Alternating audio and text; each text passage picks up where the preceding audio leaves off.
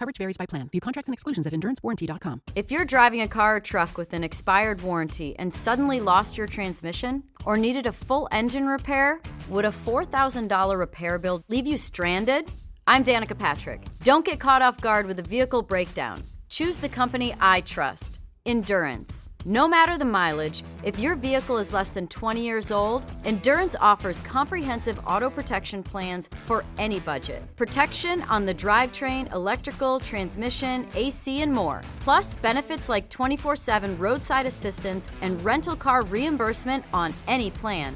Endurance handles everything, from making the claim, through the repair process, to paying the certified mechanic of your choice. Don't get caught off guard with a vehicle breakdown. Act now and get 1 full year of elite benefits. A $2,000 value, free. Visit EnduranceWarranty.com for your fast free quote today. That's EnduranceWarranty.com. Coverage varies by plan. View contracts and exclusions at endurancewarranty.com. If you're driving a car or truck with an expired warranty and suddenly lost your transmission or needed a full engine repair, would a $4,000 repair bill leave you stranded? I'm Danica Patrick. Don't get caught off guard with a vehicle breakdown. Choose the company I trust. Endurance. No matter the mileage, if your vehicle is less than 20 years old, Endurance offers comprehensive auto protection plans for any budget. Protection on the drivetrain, electrical, transmission, AC, and more. Plus, benefits like 24/7 roadside assistance and rental car reimbursement on any plan. Endurance handles everything, from making the claim, through the repair process, to paying the certified mechanic of your choice. Don't get caught off guard with a vehicle breakdown. Act now and get 1 full year of elite benefits. A $2,000 value, free. Visit EnduranceWarranty.com for your fast free quote today. That's EnduranceWarranty.com. This is a podcast from Minute Media.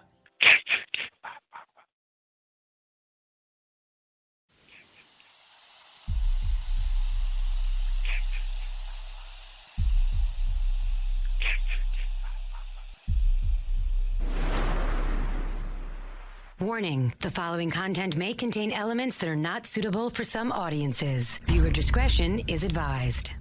Hello, kiddies. This is yours duly, John Kassir, the voice of The Crypt Keeper. And you're listening to Slasher Radio.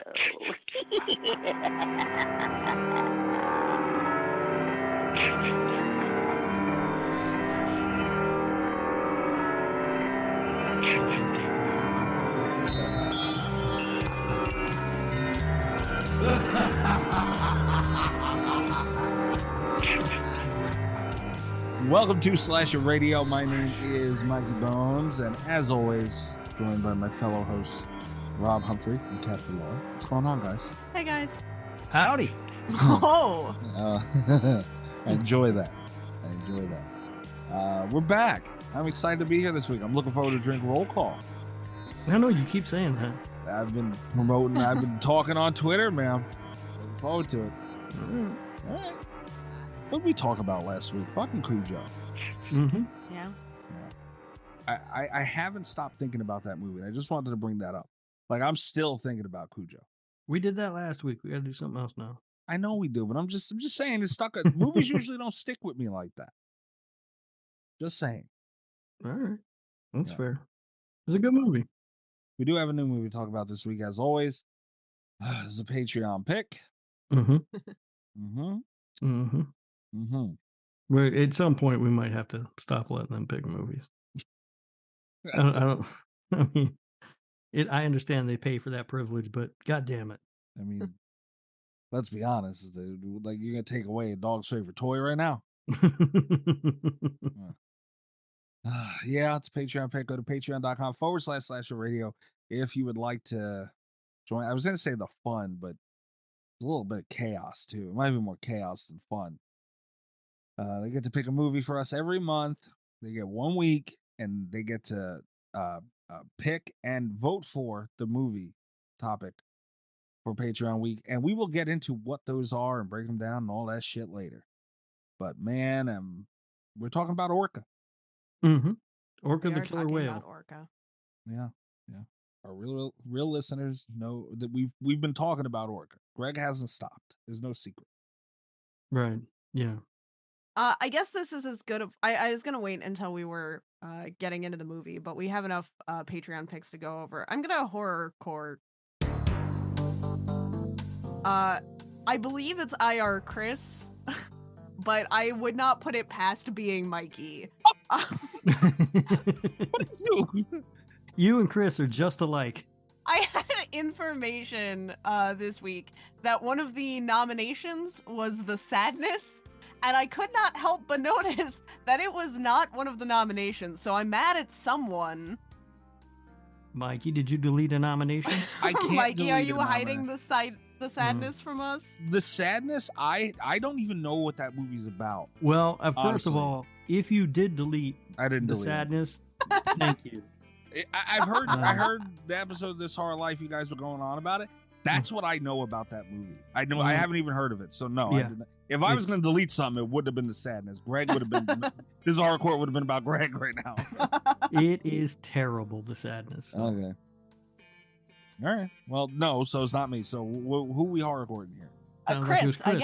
guess. Okay, Yeah, so- because he said that it had been nominated. He said that he had nominated it. I don't know what to Where tell you. is it? Chris. Where is it at? Honest, like I said, you know it's not me.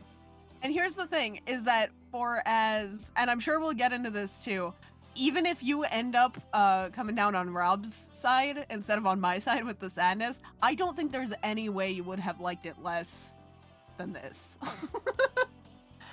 All right, I mean that's fair. Yeah, I- like I said, if I was going to delete something, it wouldn't have been that. You know, Well, and we know it wasn't Rob because he doesn't know how to work it.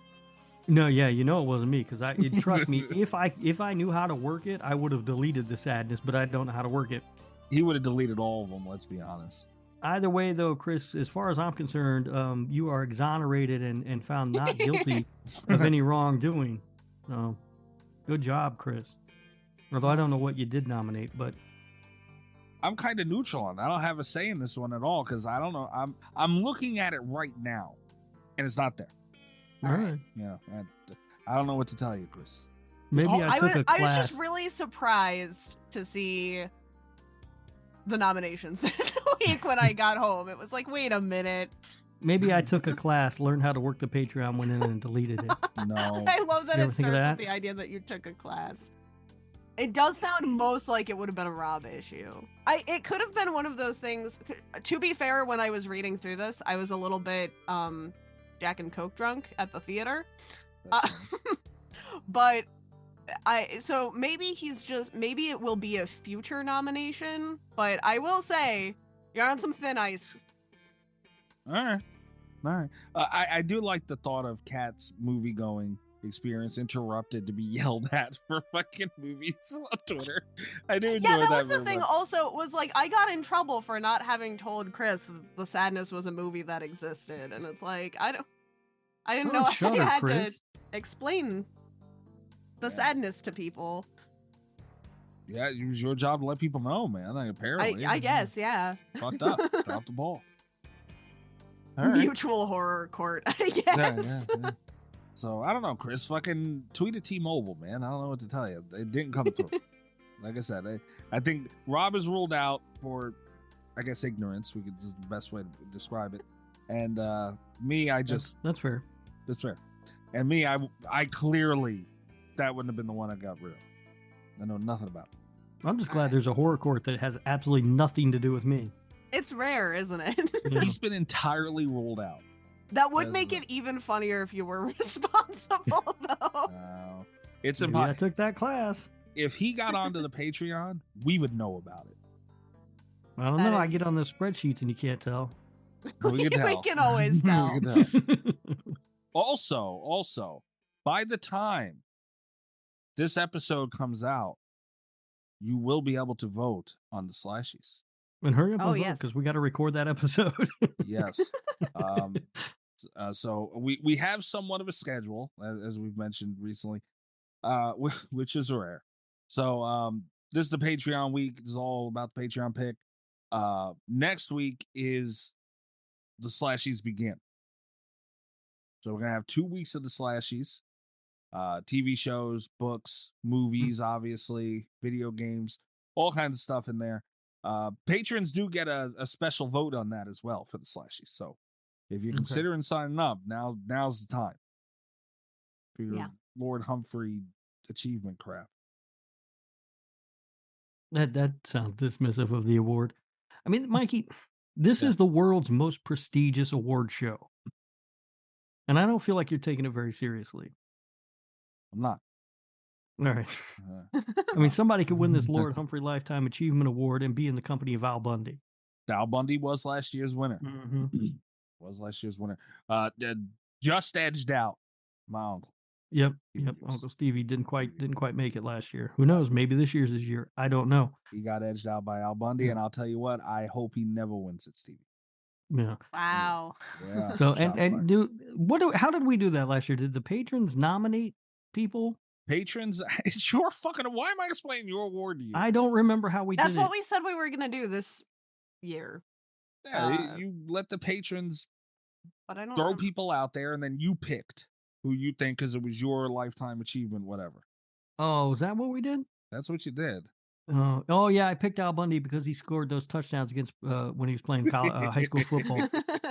Oh man, our demographic, It's a shame.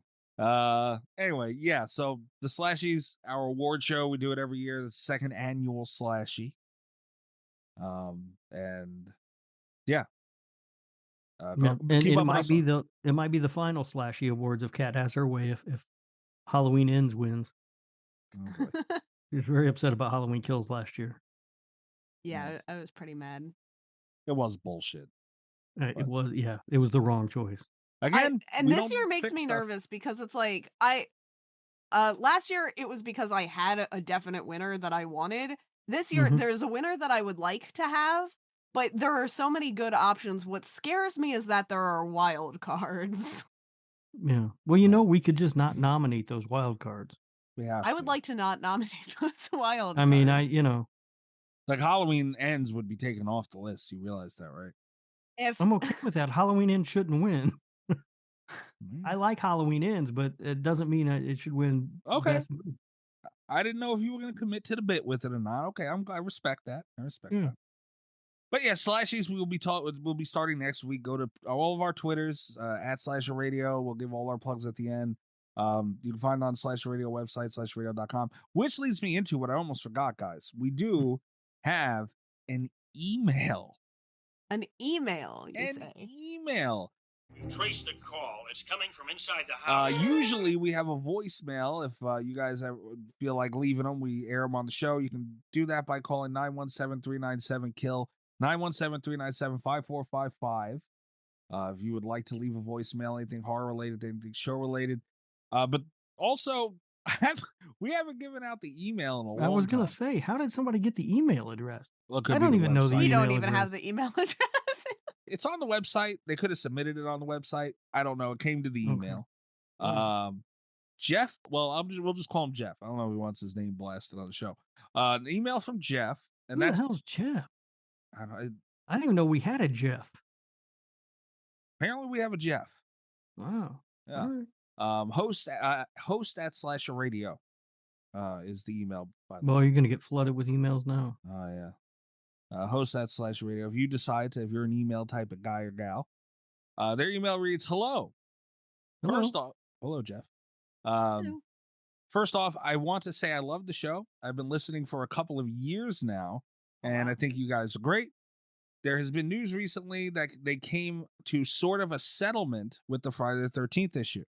The article I read stated that they have the rights to do whatever they want with the show, which means they are not limited to having Jason in any form at any time of the franchise. Okay. He said, please share this news if you can. Sounds like Sean's side, I'm guessing you mean Sean Cunningham, that's making the movie, also have great ideas for both, actually. I don't know how he meant to put that. And he said it sounds very promising. Okay. Keep up the good work. Sincerely, Jeff. But yeah, good for Jeff following up on what we were talking about last week. Yeah, I mean, look, I don't know. We've talked about this before. It's so confusing to me. Yeah. That I don't know what they can and can't do. At this point, I'm just hoping that it's good. I mean, I don't know what the fuck. and it's exhausting trying to keep up with and follow and make sense out of. Which is why we have to have Larry Zerner on every now and then to explain shit to us. Yeah. Jet, thank you for listening to the show for so long too, by the way. Yeah, Jeff. That's definitely appreciated. Don't be a stranger, by the way. Twitter, if you have it, voicemails, whatever you want to do, man. Want to hear from you some more. That's the thing too. And I believe Jeff on what he found. But there's so many different places saying so many different things, and it's like, neither one of them will just come out and fucking say anything. If Steve Miner, maybe he can't say yet. I don't fucking know, man. Like this thing, Yeah. I hope what Jeff is saying is right. That would be awesome. Yeah, it's just impossible to keep up with. But the only thing I really hope is that just both things are good. You know what's a thought too, guys? Maybe they're doing this prequel thing because they're still maybe not completely sorted out yet, and they can get there with the Jason stuff when this is done. Because it will be like, it seems like they're just a matter of time until they have to fucking do something. Mm-hmm.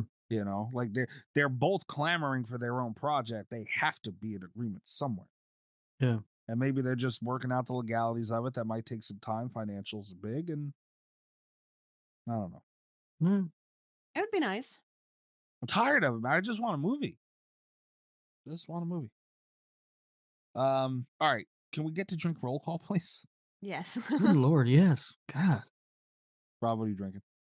Well, so I'm finishing up a can of cheer wine. Okay. And then I have sitting next to that, which I'm going to crack open, a hard Mountain Dew Baja Blast flavor. As soon as I finish this cheer wine, which is almost gone, so I will be drinking that. And this might be the last time that I'm drinking these hard Mountain Dews, because the only time I ever drink them is on this show, because there's 0 sugar and they taste like shit. So I may just toss them and buy something else. I am so glad that blew up in your face. Good for you. That's what you get for being a trader, man. It's really fucking gross. It's really fucking gross. We should boycott Mountain Dew. Kat, what are you drinking? I have a Monster Energy drink today. Wow. You got any booze in there or anything, Kat? No, I was worried I would fall asleep during the podcast. All right. I'm often worried about that too. I've got the sniffles and it's late. So I've got energy drink. All right. Can you guys check your Twitter real quick? I will say I did have I was having whiskey earlier today. Oh my God. Jesus Christ, Mikey. What the hell? What is wrong with you? I like the little umbrella. I got an and umbrella. everything. I made the Tequila Sunny D Rise. That's a good name. It's a real good name. Yeah. Top tier name. And guys, if you please go to my Twitter. Check this out. At Mikey's Dead. If you have Twitter, if you don't have Twitter, go to it. I put so much effort into this drink. You guys don't understand. Like I got grenadine, I got an orange, I got cherries. I have 49 now umbrellas for drinks, okay? So do you realize how long of a commitment this is to the umbrella thing in my drinks? I do. I will say this. I do like it when you really commit to a bit, Mikey. I went all out with this you one, do, man. You will do that from time to time. You'll just go the extra mile and you'll contact bsource.com to get an answer, or you'll order 50 drink umbrellas. Yeah. And put together, dude, I poured grenadine on a fucking spoon to achieve this. I'll have you know, I watched YouTube videos on how to make a tequila sunrise. Look at the blend, okay? It's good. Look, it is very nice. I will say it's a very nice looking drink. And it's a good photo of the drink also. You've got that light shining through. Perfection. It is not a drink a man should be drinking. Okay, why not? Well, I like a tequila sunrise, but you don't need all that fucking orange and cherries and umbrella shit. But that's a tequila sunrise. No, you don't need all that. That's and it's got Sunny D in it. Yeah, that's where you really went wrong. Listen, I'm gonna be honest with everybody. Go out and get these ingredients right now, please. The Sunny D, I had this conversation with a friend of mine too before starting this. Sunny D mask liquor, like it should be legal to have them together. You guys think I'm messing around? I think I'm messing around. I do kind of want to try one of these. Cat, I'm telling you, it's dangerous. My friend was telling me that their father or grandfather, or maybe their father, they have a thing where around Christmas time they make, I can't remember if it's vodka or I think it was vodka, and it's Sunny D and vodka, and they make this big thing of it, and that's what they drink around the holidays.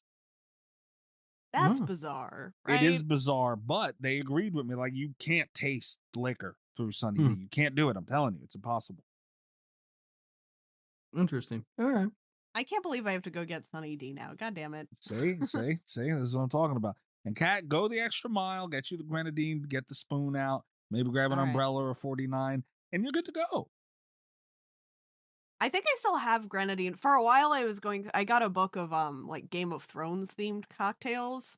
And it was fun to go through for a while. I was having some very fancy drinks, but then it did leave me with a bunch of stuff like grenadine where it's like, when am I going to have this? Yeah. Oh, God, these things are awful. What? I just opened the hard Dew. Mountain Dew. It's fucking disgusting. Yeah, well, you know what? Make fun of me all you want, Rob, from my umbrella. Again, everybody, please go to my Twitter to look at this beautiful picture. Yeah, umbrella, orange and cherry garnish, grenadine over a spoon, Sunny D and tequila. Oh. I said it's a good looking drink, and if you were on a cruise ship somewhere, I wouldn't have a problem with you drinking it. Oh, so now you can only drink that on a cruise. So a grown man can drink it on a cruise? Oh, on a cruise you can do whatever you want. There are no rules on really? the cruise. International waters. Yeah. I see what Rob goes on cruises for. All right. Come on, guys, give me that one. I don't do cruises, by the way. You have it. I'm impressed. I'm impressed too, Mike. I said when you commit to a bit, you really go hard, and I appreciate that. There you go. Because I would not have bought 50 drink umbrellas for anything. These cherries have pits in them. I'm not even going to eat them. I had to buy a whole bag of cherries. I'm not eating cherries. Cherries are gross. Cherries are good, not with pits in them. Mm-hmm. But no, I don't go on cruises because I'm afraid of pirates. What? Really? Yeah. Not the boat sinking in the middle of nowhere. Pirates. No, I saw that fucking movie where the guy told Tom Hanks, I'm the fucking captain now. And I was like, nope, I ain't doing that shit. What the hell's wrong I with learned you? something new about Rob every week. Every fucking week. Pirates, man. Pirates are a real thing. And it's always stupid. Always. Yeah, fine. Go out there. Find your ass walking a plank off the fucking top deck of a goddamn Carnival cruise ship. Good times. What is wrong with you? There are a lot of things that scare me about cruises, but pirates just never would have been one of them. They might be now, but yeah, I mean, think about it. You're out there in the water. What are you going to do? What are you going to fight a pirate? Yes. I mean, you ain't going to win that fight, Cat. There's a lot of people Fuck a pirate. On a cruise ship. Dude, the fucking pirates, man. They don't roll that deep. I don't know, man. They got like cannonballs and shit. Yeah, I mean, cruise ship ain't gonna. What's a cruise ship gonna do against a fucking cannon? Nothing. Sink. You know, they should have cruise ships that come with missiles. If we're getting Something, to this right? point. Maybe then I would probably go on. Like if they were like this cruise ship's got built-in defense mechanisms like that, fucking missiles or something, or fucking gun turrets, then maybe I would go on it. But what if you went on a cruise ship and the defense was just spray paint on the side that said "No pirates"? You know what? At least it's something. At least they're telling them, "Hey, man, no, we're we aware." have no pirates and tequila Sunny D rises. Are you in? Amen. I don't know. Maybe because international waters, I could drink that drink, but that's it. It's the only time. I saw someone at lunch the other day. They were wearing rainbow Crocs, and I was trying so hard to get a picture to send, and then it was like, I felt weird though taking a picture of this dude's feet. Yeah. I'd have taken that picture in a heartbeat. But it was like, and the thing that killed me, and there was also no way that I could have gotten a picture of his feet and the window. It was storming. It was like a full-on blizzard outside. This dude's walking around in shorts and rainbow tie-dye Crocs, and it was just like, God damn it. Does it look like mine? Yeah. Nice. Oh yeah, you have tie-dye Crocs. Yeah, he's a Croc brother. Did you bought those tie-dye Crocs, didn't you? Yeah. Did. I've sent you many pictures of them on my feet. He Why blocks would it you out. do that, man? You want me to go put them on again? I will. Don't. How many times have you worn them? I wear them all the time. I mean, I don't like wearing to work, but you know, I gotta take the trash out. The other day, you know, the bus comes pick my kid up. I take him to the bus stop in them. Coverage varies by plan. View contracts and exclusions at endurancewarranty.com. If you're driving a car or truck with an expired warranty and suddenly lost your transmission or needed a full engine repair, would a $4,000 repair bill leave you stranded? I'm Danica Patrick. Don't get caught off guard with a vehicle breakdown. Choose the company I trust. Endurance. No matter the mileage, if your vehicle is less than 20 years old, Endurance offers comprehensive auto protection plans for any budget. Protection on the drivetrain, electrical, transmission, AC, and more. Plus, benefits like 24/7 roadside assistance and rental car reimbursement on any plan. Endurance handles everything, from making the claim through the repair process to paying the certified mechanic of your choice. Don't get caught off guard with a vehicle breakdown. Act now and get 1 full year of elite benefits, a $2,000 value, free. Visit EnduranceWarranty.com for your fast free quote today. That's EnduranceWarranty.com. Coverage varies by plan. View contracts and exclusions at endurancewarranty.com. If you're driving a car or truck with an expired warranty and suddenly lost your transmission or needed a full engine repair, would a $4,000 repair bill leave you stranded? I'm Danica Patrick. Don't get caught off guard with a vehicle breakdown. Choose the company I trust. Endurance. No matter the mileage, if your vehicle is less than 20 years old, Endurance offers comprehensive auto protection plans for any budget. Protection on the drivetrain, electrical, transmission, AC, and more. Plus, benefits like 24/7 roadside assistance and rental car reimbursement on any plan. Endurance handles everything, from making the claim through the repair process to paying the certified mechanic of your choice. Don't get caught off guard with a vehicle breakdown. Act now and get 1 full year of elite benefits, a $2,000 value, free. Visit EnduranceWarranty.com for your fast free quote today. That's EnduranceWarranty.com.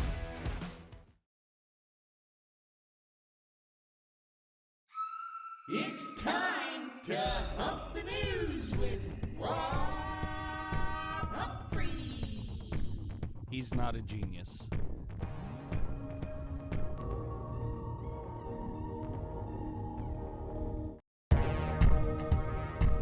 All right, this is fucked up, but there is literally no news. Like, there's nothing at all to talk about. No, there is. Okay, is there something big? Hopefully. Yeah. Okay, well. Absolutely, there is. Because I couldn't find fucking shit on Bloody Disgusting, and I seen they had this 5 of this week's coolest horror collectibles, and I was like, oh. Yeah, a little Tamagotchi. I'm like, okay, we could maybe go through that list real quick. A horror Tamagotchi? See, right. I would actually like to go through that list. No, you wouldn't, because the rest of it's like Evil Dead sweatpants, this DVD, and it's... Oh, I thought they were all different kinds of Tamagotchi. I got excited. Oh, I love Tamagotchis now. I was like, why do they suddenly have so many horror Tamagotchi? Jurassic Park pet Tamagotchis, by the way. $30, that's fine, I guess. Pre-order. Oh, $30. I ain't paying $30 for that. Is it Jurassic Park or is it Jurassic World Dominion?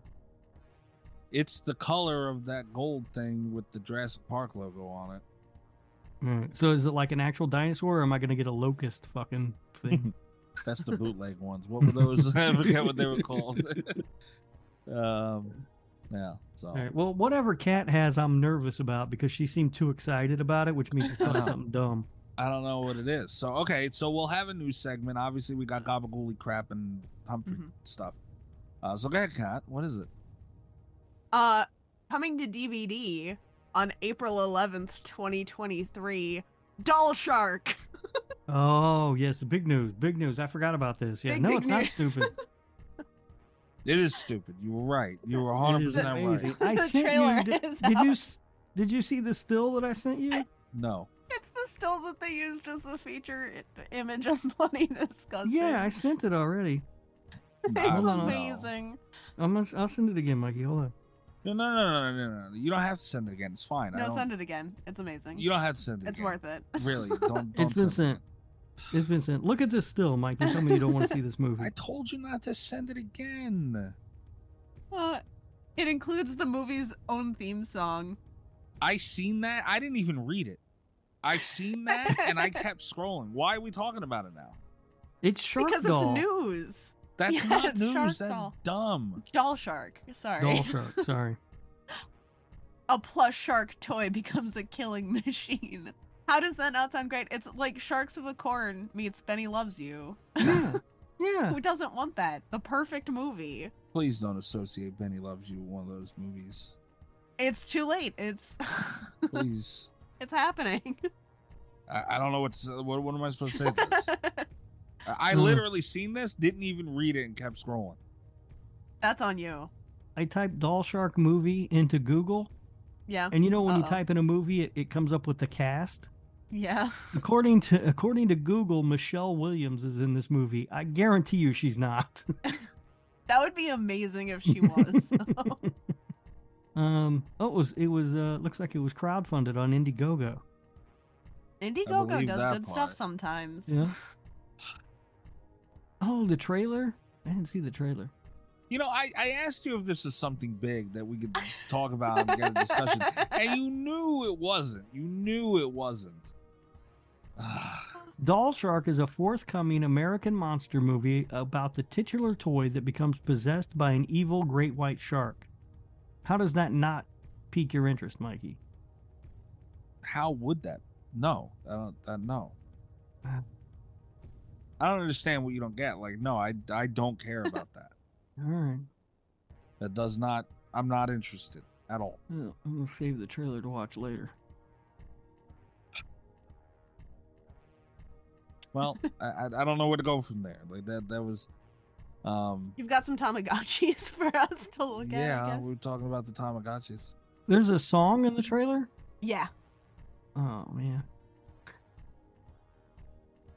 I kind of want to hear the song. Can't listen to the song.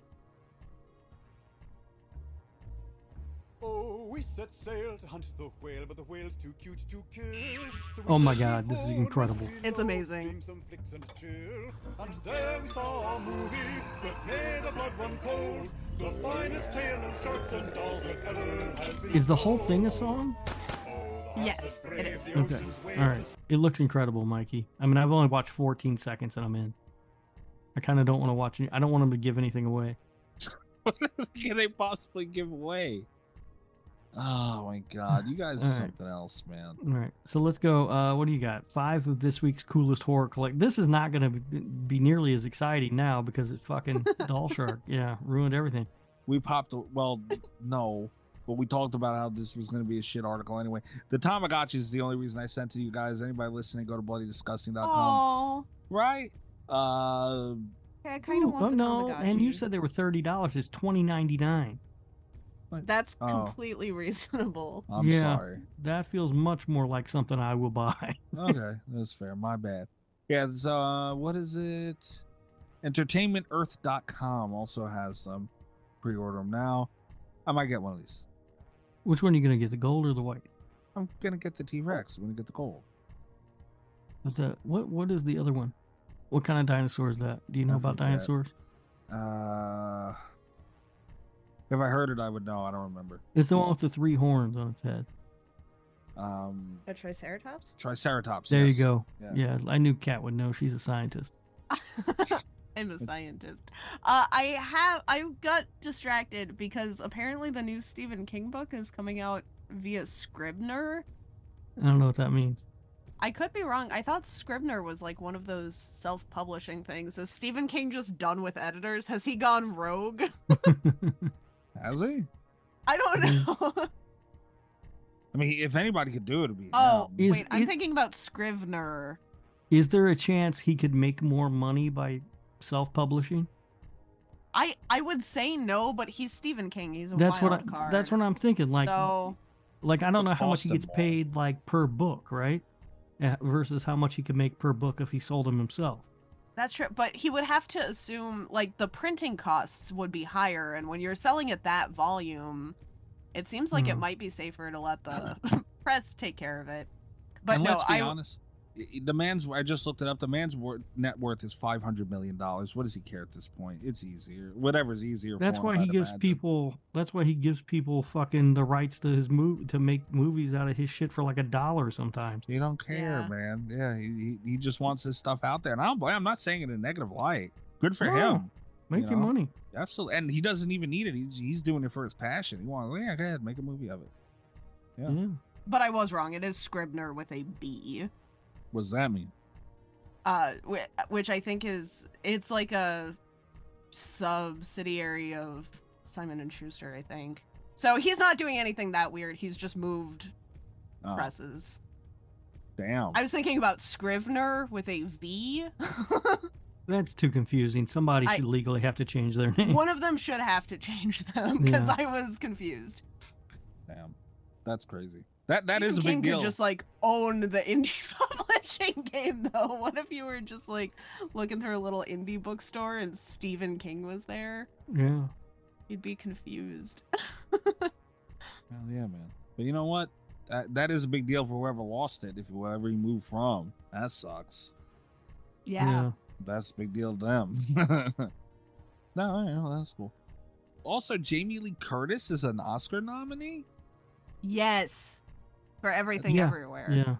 That is awesome, man. I hope she wins too. I hope it wins all 11 of those Oscars. I really do. Well, I mean, Elvis should get some. No. Elvis is going. I mean, the guy in Elvis, Austin Butler, is that his name? Maybe. Yeah, the lead actor. He's going to win actor. He has to win actor. He's so fucking good. Has she never been nominated for an Oscar before? She had to have been, right? I feel like she was nominated before. I mean, I don't know. I'm asking. Because horror gets snubbed so hard, Yeah, but she's been in a lot of stuff that's not horror. Remember, she went away from horror Did for a long Knives time. Out win anything? Yeah, I don't know. I'm gonna Google real quick. Jamie Lee Curtis. No, this is her first Oscar nomination. Wow, yeah, dude, it's hard to snubbed hard, man. And those were her big roles. I mean, she did other stuff, but She's been nominated for a ton of other awards. Yeah. She was nominated for a Grammy. Wow. Really? Oh, Best Spoken Word Album for Children. Yeah. Okay, wait, what? Best Spoken Word Album for Children for something called the Jamie Lee Curtis Audio Collection. Oh, God. Yeah. We've got to get that, right? That's what yeah. you should be looking up for the news. She was nominated for Golden Globes for a bunch of stuff, including True Lies, which you guys have never seen, which is just ridiculous.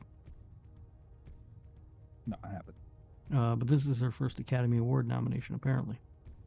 According to the fine people at Wikipedia, which you can always trust. Mikey, your drink is getting roasted on Twitter. Is it? Really? Yeah. No way. The devastating put down of looks mediocre. Oh, that's a friend of mine. That's a friend of mine. They say to you a hater, bro. Wow. That's crazy. Who said it? That's a friend of mine. They're being a dick.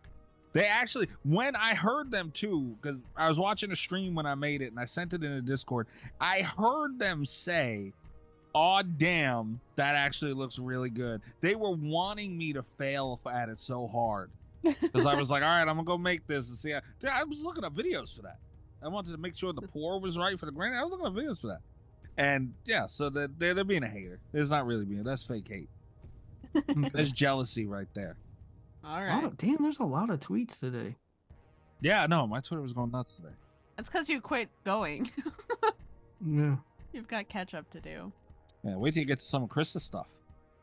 I saw some of it. Is that why you got off Twitter? Yeah, I mean, it's just exhausting, that and the notifications I get. And Leah was talking to you lately. Yeah, Leah, yeah.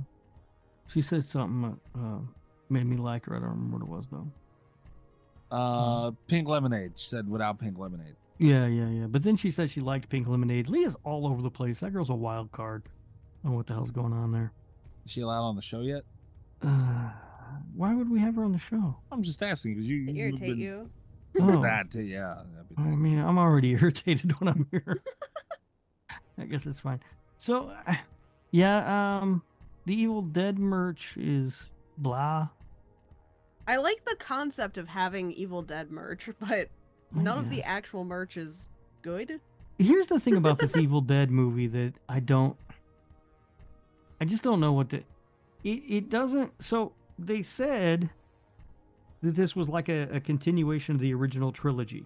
That's what they had in mind. Yes. But everything to me makes it look like it's a continuation of the remake. It's got the aesthetic of the remake, which has Yeah. me nervous. And the font. Yeah. Right? Like, isn't that Evil Dead font like basically the exact same font they used on the remake? It is. I mean, I don't know.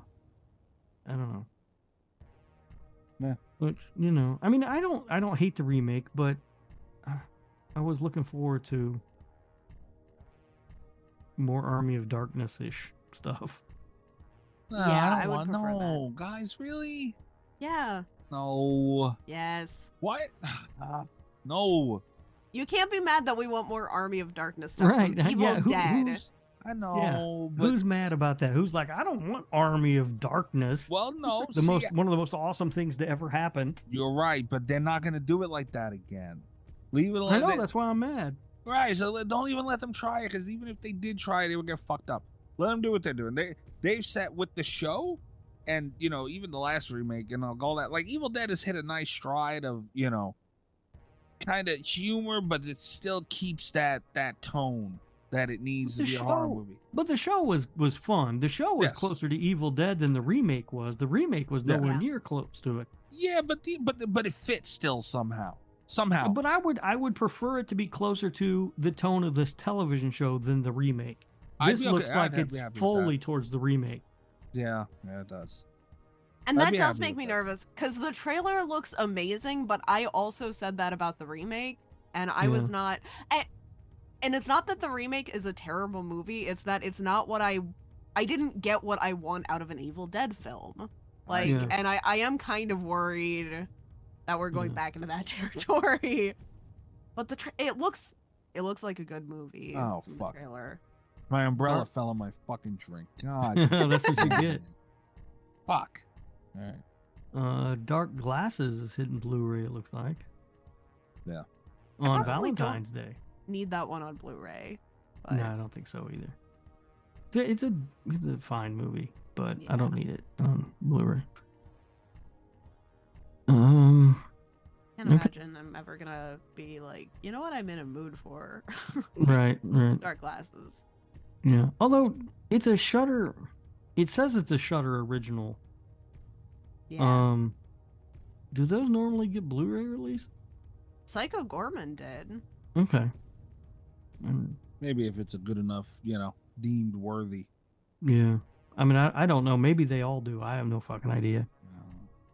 You don't want to talk about the glow-in-the-dark Frankenstein set? No, those look stupid. You're a figure guy. Get them. How much do they cost? $45. Oh, yeah. Go get I'm them. paying $45 for pink glow-in-the-dark Frankenstein. Oh, dude, it's a Valentine's Day gift. You can get that for me. Aw. Come on, that'd be adorable. Do it, Rob. Nope. It'll look really good next to his pink lemonade vodka. Yeah, it will.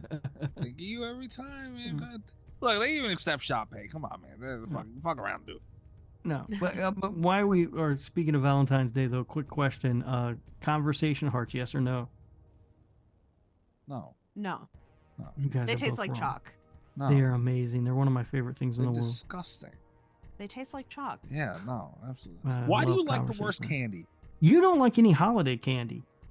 They all suck. I like the seasonal candies. I like the conversation hearts. I like the Cadbury cream eggs. I like candy corn. No. I was just You know about to the say that Cadbury maybe eggs are I okay. don't like holiday candy either, but I do eat some candy corn. There you go. See, Cat gets the candy corn at least. Now, I will say there is one holiday candy that I hate, and that's the candy cane. Fuck the candy cane. It's awful. Wait a minute now. They have No, like a that's chocolate. the one Mikey likes. Of course it is. They have like a chocolate spearmint candy cane.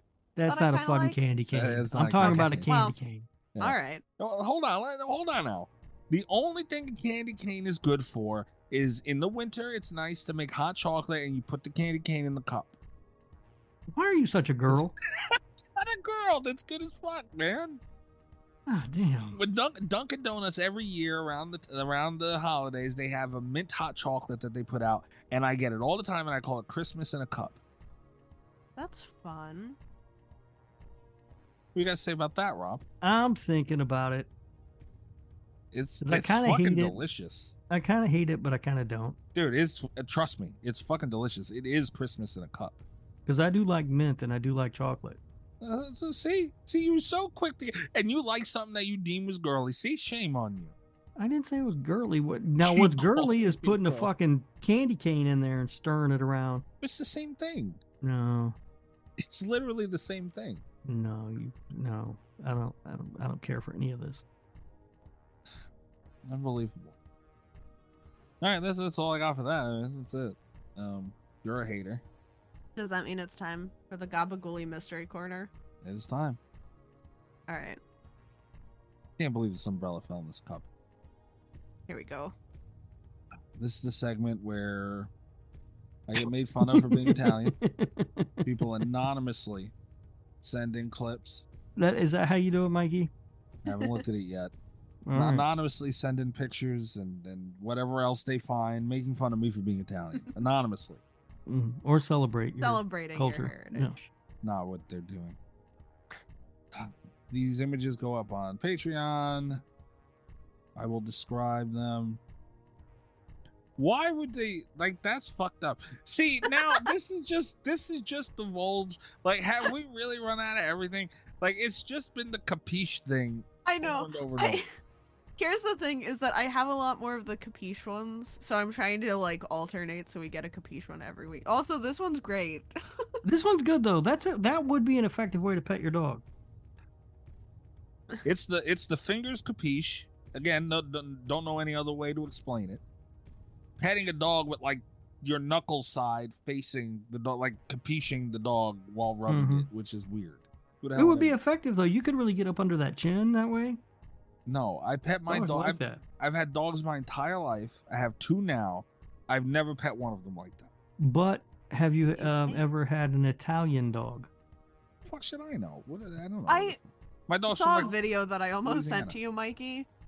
Yeah. This woman, she had been an exchange student. She had gone over to study Italian abroad, in Italy, and she adopted a dog while she was there. And she said that the worst part about adopting an Italian dog was that the first issue she had was customs, because when she moved back to the States, she had a really tough time quarantining the dog. But then she said the second thing, when the dog came home, it stopped obeying her, and they figured out it only spoke Italian. So she had to it only knew Italian commands, and she just thought he was misbehaving and stuff. She had to learn Italian to hang out with her dog. That's well, crazy. she luckily already knew Italian, but her family and stuff were confused as fuck. The dog just snubbed them. The dog didn't understand when the family was like, "Hey, yous, get over there." Whoa. See, now this is where you cannot say celebrate. How are you gonna say celebrate? You're gonna just blatantly do some shit like that. This is a celebration. That's and not I a guess the dog celebration. would have understood that because it was speaking Italian. We might say "hey yous" every now and then, all right, but it doesn't mean you have to go and bring it up and be a dick about it. See, Cat, you see? Yeah. Then when I saw this, it was because it's tagged how to pet your dog in Italian. It's oh my god, it's so good. I hate this show. All right. Hillbilly Humphrey's Huckleberry Humphrey's Hillbilly Hoedown. That's a tongue twister. Too much Sunny D rise for that. That is where we celebrate Rob's move down south. Anonymous, usually images, but this week, guys, we have a TikTok. Oh. Yeah.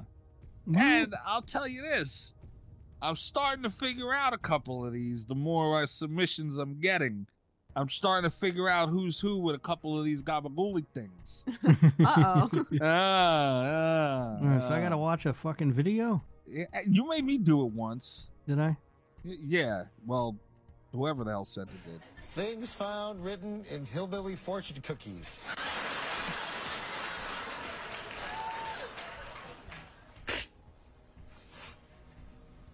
Hell, I can't read.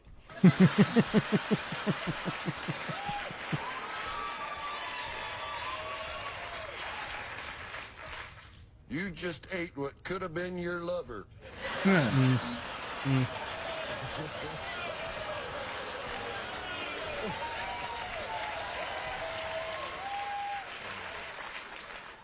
Hope you enjoyed the chop suey. That one's good. Yeah. Howdy.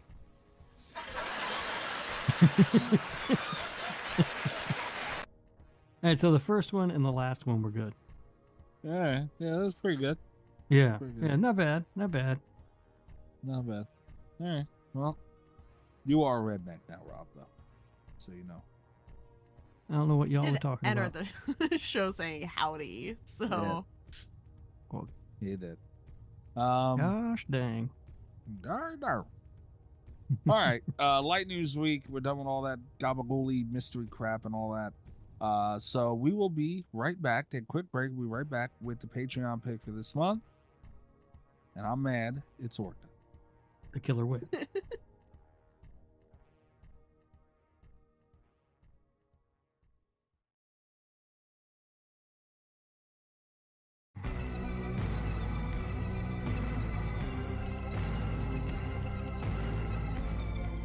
All right. Patreon week. They're always interesting. Rob, you do not know how to work the Patreon. So I have to go through what we call the Or open. did I take a class? No, you didn't take a class. Every patron. Let me tell everybody. Hold on a second. Let me tell everybody. Last week I mentioned my computer troubles. That I'm fine now. But Rob had to. We had to do Zoom on Rob's call. I had to step up and save the show. I had to be a hero. I wouldn't call it that. I wouldn't call it that. But Rob, we had to, for some reason, it wouldn't let me. I couldn't get things rolling. Computer was a piece of shit that I was using, and Rob had to host the call on Zoom. And you guys are all welcome. I needed him to send me. This should be a horror court. To send me, all he had to do was send me the fucking court. That's all he had. He had one fucking job, literally, and he waited the whole day. I sent you the files. You got them. And his response when I said, "Hey, by the way, did you send that stuff, or is my email acting up?" He goes, "Oh, I might have completely forgot to do that." I might have, but then I did. I sent them. You got them. Everything was good. Yeah, I get the files finally, and one audio file is named Lord Humphrey. There's another one named Loyal Subject Bones, and another one Loyal Subject Valor. Right, because you have to identify which file is for which person, or otherwise you'd be confused. Given one opportunity to be in charge of this, this is what he did. This and thus, he was not on the Patreon. It would have looked like this. It'd be Lord Humphrey Tier 1, Lord Humphrey Tier 2. The Royal Throne. Anyway. Those are good names. Don't get any ideas. Kat, I'm going to message Here you. You are giving him ideas. Message you a new password. I don't have the password anyway. You do have the password anyway. Oh. Well, you don't have to change it. Trust me. I don't know what the fuck it is. You should. Anyway, this is the process is the patrons, they put a movie up for nomination, and everything is voted on, and they pick our movie. So we're going to go through all of the picks for this week, or this month rather. Chris, Underwater. Oh, that's a good one. Okay. Has Chris nominated that a couple times, hasn't he? I was just gonna say yes. Yeah, it's a good movie. I wish it would win at some point. I might have to exonerate Chris for Horror Court, because that is actually a very good pick. Yeah, it's a solid pick. Yeah, it's not great. Like, it's not one of my favorite movies or anything, but it's a good movie. I'd be happy to watch it though. Yeah, I haven't seen it since it was in theater, so it'd be fun, kind of like revisit too. On the patron voting curve, like it's really good. But not for nothing. Like you guys give Chris and myself included. Don't get me wrong, but we is the better term. We give Chris a lot of crap, especially you, Rob, for his picks. He does pick some, like you've affected his power ranking. He puts them out there, man. He does. He picks some good stuff too. See, this is again me standing up for Chris, and he acts like I don't. Just point that out, Chris. It's just more fun to make fun of his bad ones than it is to talk about his good ones. No, it's that his bad ones are fucking Well, bad. they are real fucking bad too. Yeah, is the problem. But and not for nothing, our patrons are most of them are buttholes and like to see us watch bad stuff. Like we do have the only paying fan base that fucking hates us. I love that so much. I love these guys, man. Miki, 8-Legged Freaks. Ooh. Okay. 2002. That's all right. Like I have seen it once. I didn't hate it. Yeah. I don't like it as much as I like Big Ass Spiders, but I would I would watch it again. I don't know if I've seen Big Ass Spider. It's a lower budget 8-Legged Freaks. It's absolutely ridiculous. 8-Legged Freaks is the one with David Arquette, right? Yes. Yes. Okay. Yeah. It's decent. I will say, Big Ass Spiders does not have David Arquette, so it loses a point there. That's right. Yeah, and, I don't know, man. Just 8-Legged Freaks seems like the type of movie that would be hard to talk about. Maybe. Like, because it's it's just kind of it's a good movie, but it's like yeah. Sometimes those middle of the road ones are tough. Yeah, just a good movie though. Not again on the patron grading scale. It's a good movie. Nick came in with Wolf Creek 2. Never seen it. 2014. I wish the joy of because like when I saw that Wolf Creek 2 is on there, I had this mental image of you guys having not watched Wolf Creek and coming in at Wolf Creek 2 and being so fucking confused. Well, and it made me happy. First of all, I will tell you that I have seen Wolf Creek. Oh. So Dang that it. would not have happened. I have not seen Wolf Creek 2 because Wolf Creek sucks. Wolf Creek sucks. They are so different. And I'm not going to say that Wolf Creek 2 is good, but it's got singing, it's got a trivia game with knives, and there's a stampede of kangaroos. All right. It's fantastic. All right, stop drilling. You hit gold. No, you haven't, man. Nick, what are you doing? Nick has been known for Wolf Creek 2 to be chosen. Nick has been known for fucking having solid picks every month, man. Nick is. We always say it every month. We wish Nick's picks would win, and here we are. Nick, come on, man. This was another week. Out of the picks, Wolf Creek 2 was mine. I was hoping.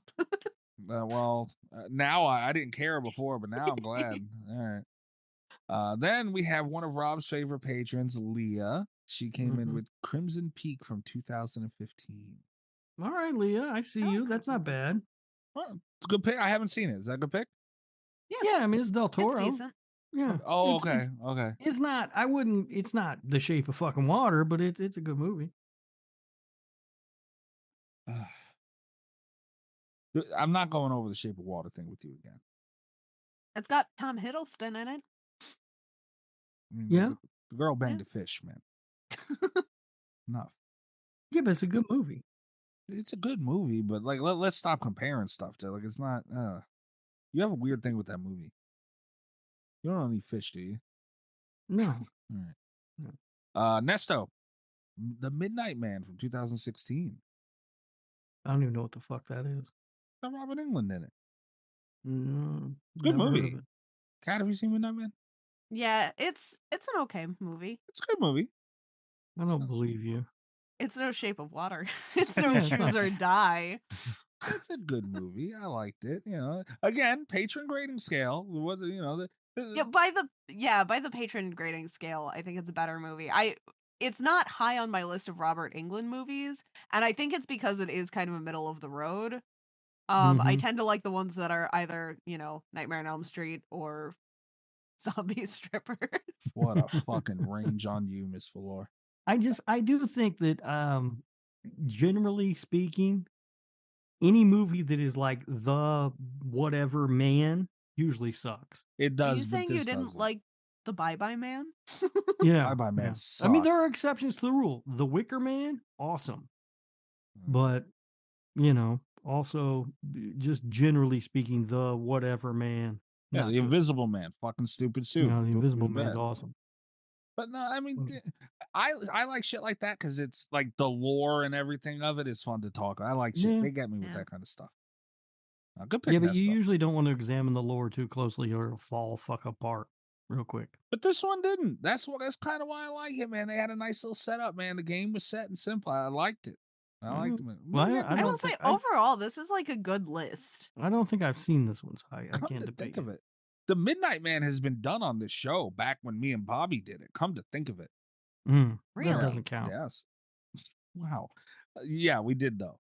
So that is out there for the world to hear. Would like to revisit that movie. I haven't seen it since. But the pick that won was Greg. Mm-hmm.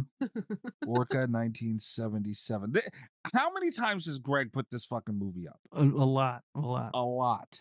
You know, I'm disappointed nobody's been nominating You're Next. Well, Yeah. I mean, again, we have no control over it. I know. This is up to the patrons. But you know, the problem is that, well, I can't even say it this week except for Greg. They're all kind of trying to put movies out there. I feel that they want us to talk about. They want to hear what we have to say about it. But I think Greg wants to hear what we have to say about this movie. No, he doesn't. Greg wants us. Greg genuinely likes this movie. I know. Yeah. It's never a good thing with Greg.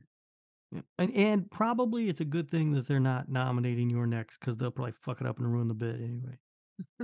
It's fair. Let us stay where it's at. Yeah. It's an undefeated bit. And you know what? Unlike The Undertaker, the streak won't end here, damn it. So, but out of the movies that were nominated, if they nominated and then I picked one, I probably would have picked Underwater. Okay. I think that would have been my pick. Possibly Crimson Peak, but more than likely I would have gone Underwater. I will say this would have been my second pick, just because it's the only one that I hadn't seen. And I like experiencing new movies on the show. My first pick obviously would have been Wolf Creek 2. That's just too funny. Okay. Fair. Orca 1977 was a boring movie. Okay. I didn't like it.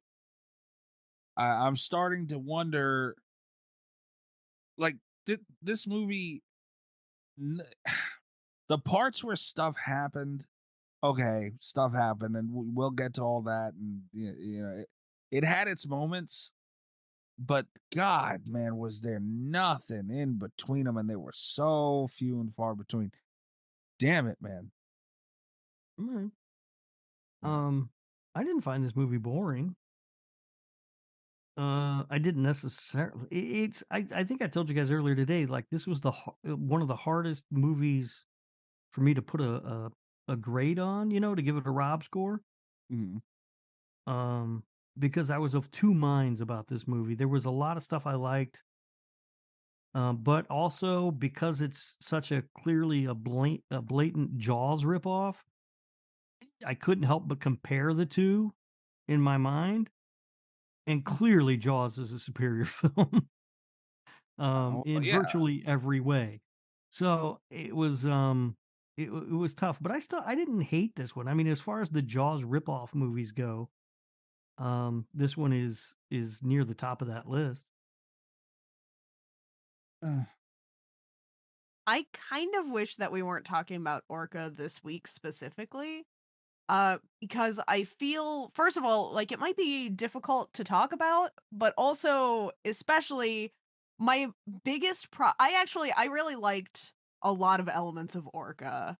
I can see why you feel it would be underrated. I could see why you would like it. I love Richard Harris. I had no idea he was in this until today. So that was wild to see. But my biggest problem with Orca was actually my biggest problem with Cujo also, and it's that it makes me sad. Like, I'm never gonna watch this again unless I have to for the show, probably. I don't like seeing whales get hurt.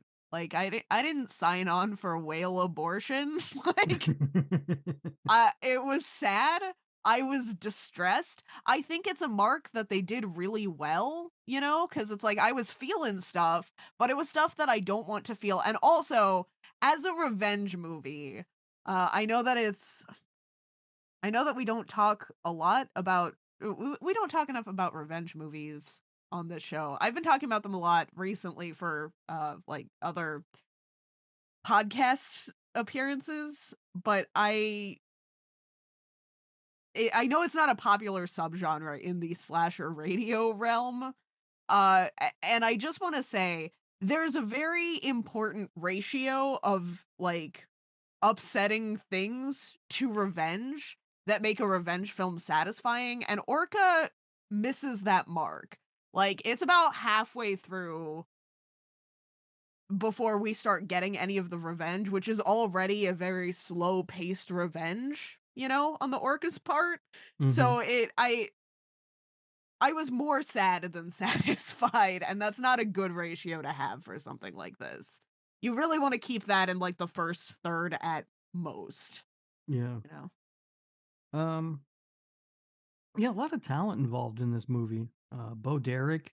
Derek was there, which was Richard also a surprise. Harris. I didn't know Bo Derek was there. A score by Ennio Morricone, or I don't know how the fuck you say his name. Fucking genius composer guy. So a lot of talent in this movie, but it somehow falls short of the promise of that talent. And there's just like, I'm looking through my notes now, and I said I didn't find this movie boring or that I liked it as far as like a Jaws ripoff goes, but a lot of my notes are like just pointing out stupid things, like the random close up of the teeth, you know, just looks silly.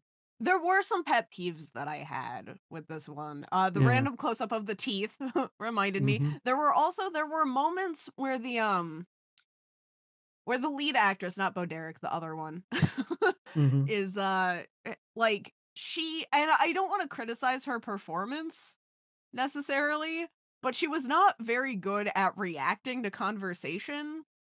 And I don't know if that was an editing issue or if it was her, but they would just have these conversations where like Captain Nolan would say something to her and she would just like not react to it at first, and then after a second she would look surprised or mad, or like there's just a delayed reaction there that I found very off-putting. Yeah. Which Well, sucks because I liked their chemistry. Like, I liked the way that they interacted with each other while it was working, but sometimes there were these pauses that drove me crazy.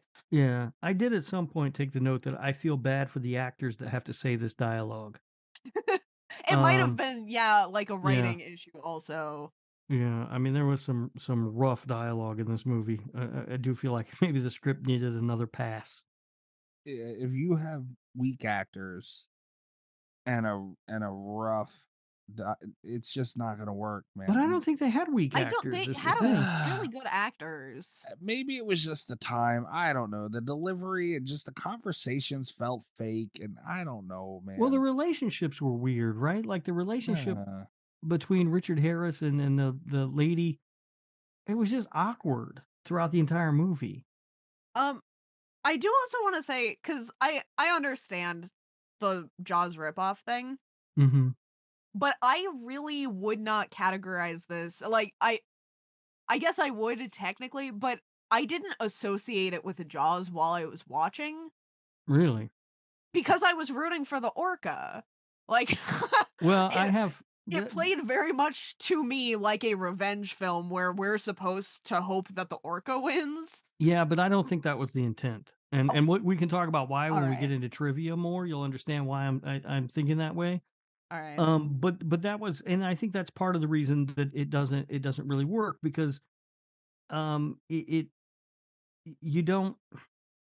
doesn't create the same dynamic as Jaws, right? In Jaws, you want the shark to die because the shark is just killing people. Now, granted, it is just being a shark, you know, quote unquote, but it's eating fucking people who aren't doing anything other than being in the ocean. This Orca is out for revenge, so you kind of are in a weird position of rooting for the orca. I was rooting for the orca. Yeah. And I understand, but it's like calling it a Jaws ripoff is just so strange because I never saw this as even with the like exact same blazer and hat combo. I wasn't thinking about Jaws. I was just thinking about like this is I Saw the Devil but with a whale. Like Yeah. and it works on that level, I think. I mean, like the main character is literally just a ripoff of Quint. Yeah. Except not as good, and that's another reason why it doesn't really work is because in Jaws, Quint is that sort of seafaring old rugged sailor guy, but he has a real respect for the shark, right? Like he's always aware that this shark could kill him at Yeah. any time, and this character does not seem to think that at all. You know, Nolan's kind of an idiot. yeah, like it doesn't. But he's just fucking out there, and he just assumes the whole time that he's going to kill the shark. Where Quint realizes that he's coming face to face with something that might very well eat him.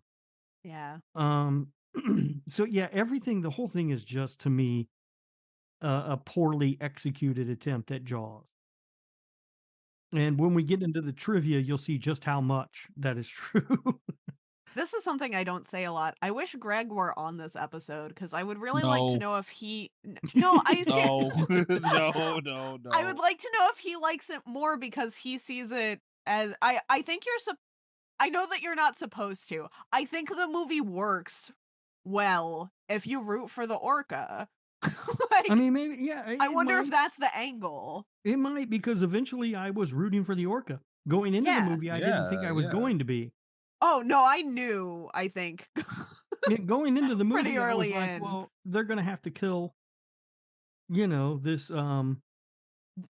this fucking killer whale thing, Yeah. and so it's gonna be eating people, and they're gonna have to kill it. That's what I was expecting. That's not what I got. Oh, see, I think this might have changed because the movie opens with sad whale noises, and immediately I was like, I root for the whale. That's pretty much all it took, and I think it made me look at this movie more favorably. Like I said, I still think the revenge ratio is not ideal if that's the kind of film that you want to make. Apparently, it is not what they were trying to do. It's what I took away from it. And I think showing less sad stuff and more whales getting revenge would have made it a better movie, but I didn't hate it. Like, let me ask you. If you go ahead, the Mike. whale, though, it kind of puts it in kind of that Friday the 13th mentality, where you just kind of see it because it didn't match up. Then you have characters you really don't care about. You just want to see the whale kill them. Yeah. So like that's what I mean. Like the whole, if they would have did that. They would have changed the entire fucking movie. And to be honest, it probably would have been better. Some movies don't need all that fucking, I don't know. Like this was way more serious than it should have been, and that's coming from me. See, I don't even know though, because I kind of liked watching. Some of it might have been a lot, but I liked watching Nolan struggle with his guilt. Also, yeah, okay. He didn't struggle with it enough that you don't want the whale to kill him, but he struggled with it enough that you can tell that the whale is haunting him even when he's on land, and I liked that aspect of it. Yeah. What did you guys think of the whale crying? It made me sad. Yeah, I don't like that at all. I noted that. I fucking hated it. Like that's what I mean. Like you ruined everything. Like the whole thing. Like Kat said it perfect. Like you just don't want to look at some of this. And then they have, like, after the whale does something destructive and evil, he's doing fucking flips and shit in the water. It's like, how do I get mad at that? Look at him go. Well, yeah, I think the point of the flips and stuff in the water after doing all that damage was so they know he did it because he was trying to lure them out. Right. He's stunting on them. I get it, but it doesn't play. I just see a fucking awesome looking whale doing cool little tricks. Yeah, like it's magical. And it's like I said, it takes me right out of that mood. Yeah, I don't like it. Greg, you're weird. Kat, don't ever just come out and say Greg's weird. Like that scared me. Like what did you think he was going to do a run in? You might have. I don't know. You want me to send him the link? Please don't. Please don't. Last thing. I cannot deal with Greg right now. I don't know. I am really curious to know though if that's like if you're someone that really loves Orca, I feel like you almost have to be rooting for the Orca, right? But then Yeah, it makes all for what? What are they doing then? You know? yeah. Well, there's nobody else in the movie to root for. I don't know. Yeah. I mean, that's part of the problem, I guess, right? Because this is, I mean, this whale, Jesus, you talk about, you would think there's only so much destruction a whale could do, but he ends up You would blowing be up half the wrong. fucking town. Dude. So the explosions was when I like texted you, Yeah. when I sent into the group text to see if anyone else had seen or was currently watching Orca, because I saw the explosion and it's like there's no fucking way, right? I was like, are you kidding me, man? I had to back it up. It's like, did I miss something? Like, Yeah. what is happening here? Yeah, I mean, you'd think if a whale is trying to kill you, just stay off the water and you'd be fine. But this fucker knows how to blow up a town. I mean, Jesus. Yeah, I was messaging a friend of mine just up. They knew I was watching the movie, and I didn't want to watch it. And I would like when something ridiculous happened, I would send them a message every now and then. I said, "So, the whale blew up a building," and they said, "How?" like, what the fuck, man? Like stuff like it was over the top. It was too much. The beauty of Jaws was only Jaws in the water. And I understand the plot holes and that it gets brought up all the time. Get the fuck up out of the water. But you know, there's a reason the movie sticks to that regardless, because fucking you get shit like this that's dumb. Then the whale did its flips again. Yeah. I did find some humor in the movie, like the way how everybody in town was working on Nolan's boat to fix it up to get him the fuck out of there. That was pretty, like, That the was whole good. town was just like, we stayed up all night to fix your boat. You're gone. Damn. I don't know. I had to know where to go. 45 minutes in. This movie is fucking boring. 45 minutes, man. I didn't find it boring. I found it boring. I don't think it's well executed, but I don't think it's boring. Yeah, boring was not a feeling that I had during this. Sad. A whale blows up a town. That's not boring. Well, he didn't do that 45 minutes in yet, All right, fair enough. to be fair. How the fuck do you find funny games boring, but you don't find this boring? Oh my god, funny games. So dull. I mean, Jesus, Kat, you really, I expected from Rob. Kat, you really didn't find it boring? No. Really? No. I could get into it, man. I will say I had a tough time at the beginning paying attention, but again, it wasn't because I was bored. It was because I was like, I was afraid to watch too closely because I didn't trust that nothing else bad was going to happen to whales. Like it bummed me out. And I will say, I think the worst period of that for me was right around the like 30 to 40 minute mark. It was like right around there where it's like, are they done with the whales? With like the herding of whales. I don't want to see any more of that. And then once the orca starts blowing up towns and stuff, I was like, okay, I'm back in.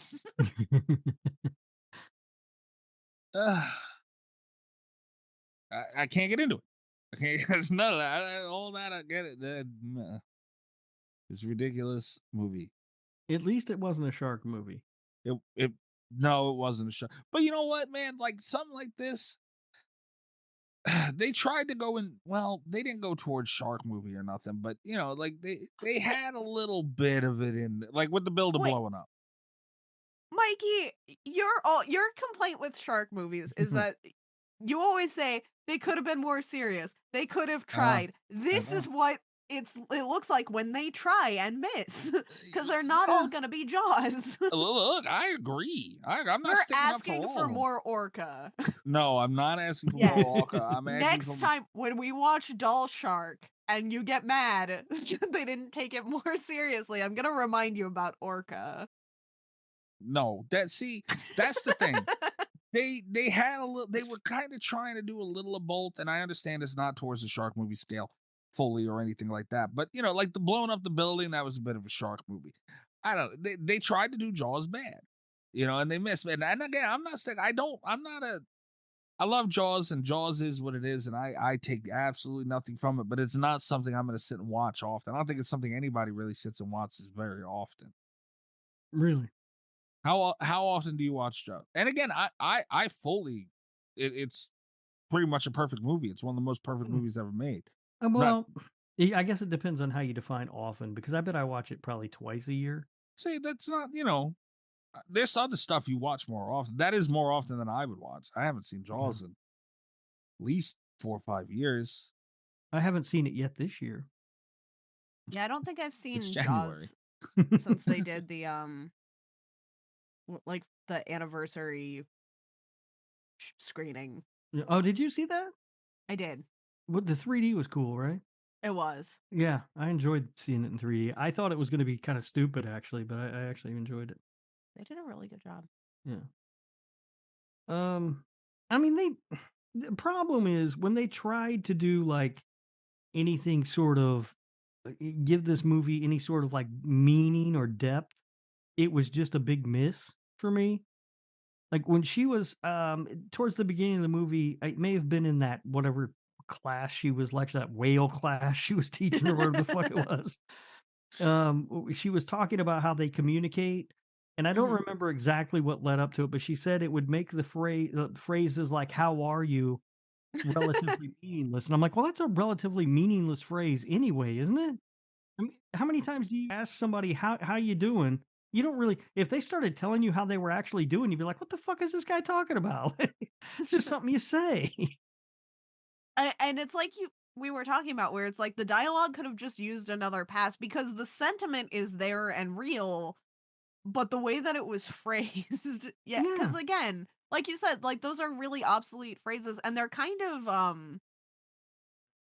they're really only things we have in English, because like a lot of other languages are more upfront about something. A lot of languages aren't going to ask you how you are, because that's a loaded question that you're never going to answer. But like, that's already kind of an obsolete thing just with humans. Like, yeah. If I say how you doing and you start telling me how you're really doing, I'm gonna be like, God damn it! Now I got to listen to this fucking guy prattle on. This guy doesn't know that's just how you greet people, And there's also when Nolan goes to see the Reverend because he's upset about his friend who died.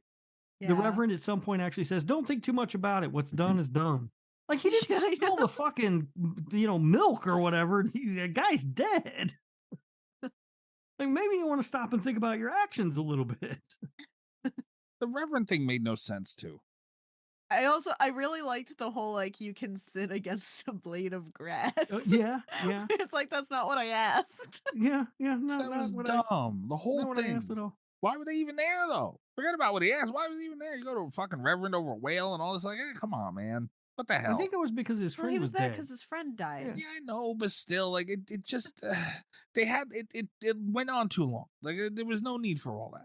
Yeah, I wouldn't go to that church ever again after meeting that Reverend once, probably, if he says all that stupid shit. Like, come on. I would maybe start going to church. That guy seemed to know what he was talking about. He was wrong, but he was confident. Yeah. Like, it set a weird tone. Like it was all over the place. Nothing really felt right here. They started you off sad, and nothing really happened one way or another to really bring you on either other side. You just kind of, they do one thing one way, and then they would do it another.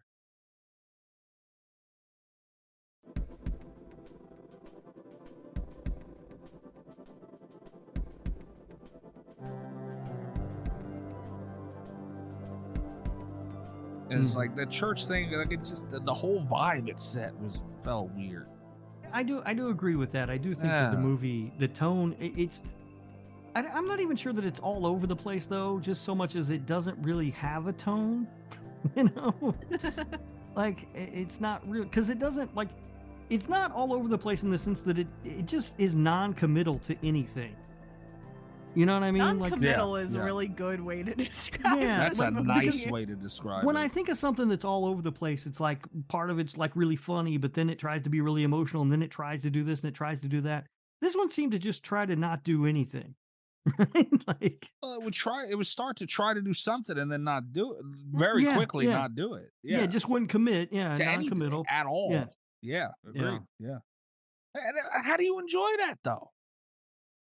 Especially when it's doing shit, it's like it's confusing me.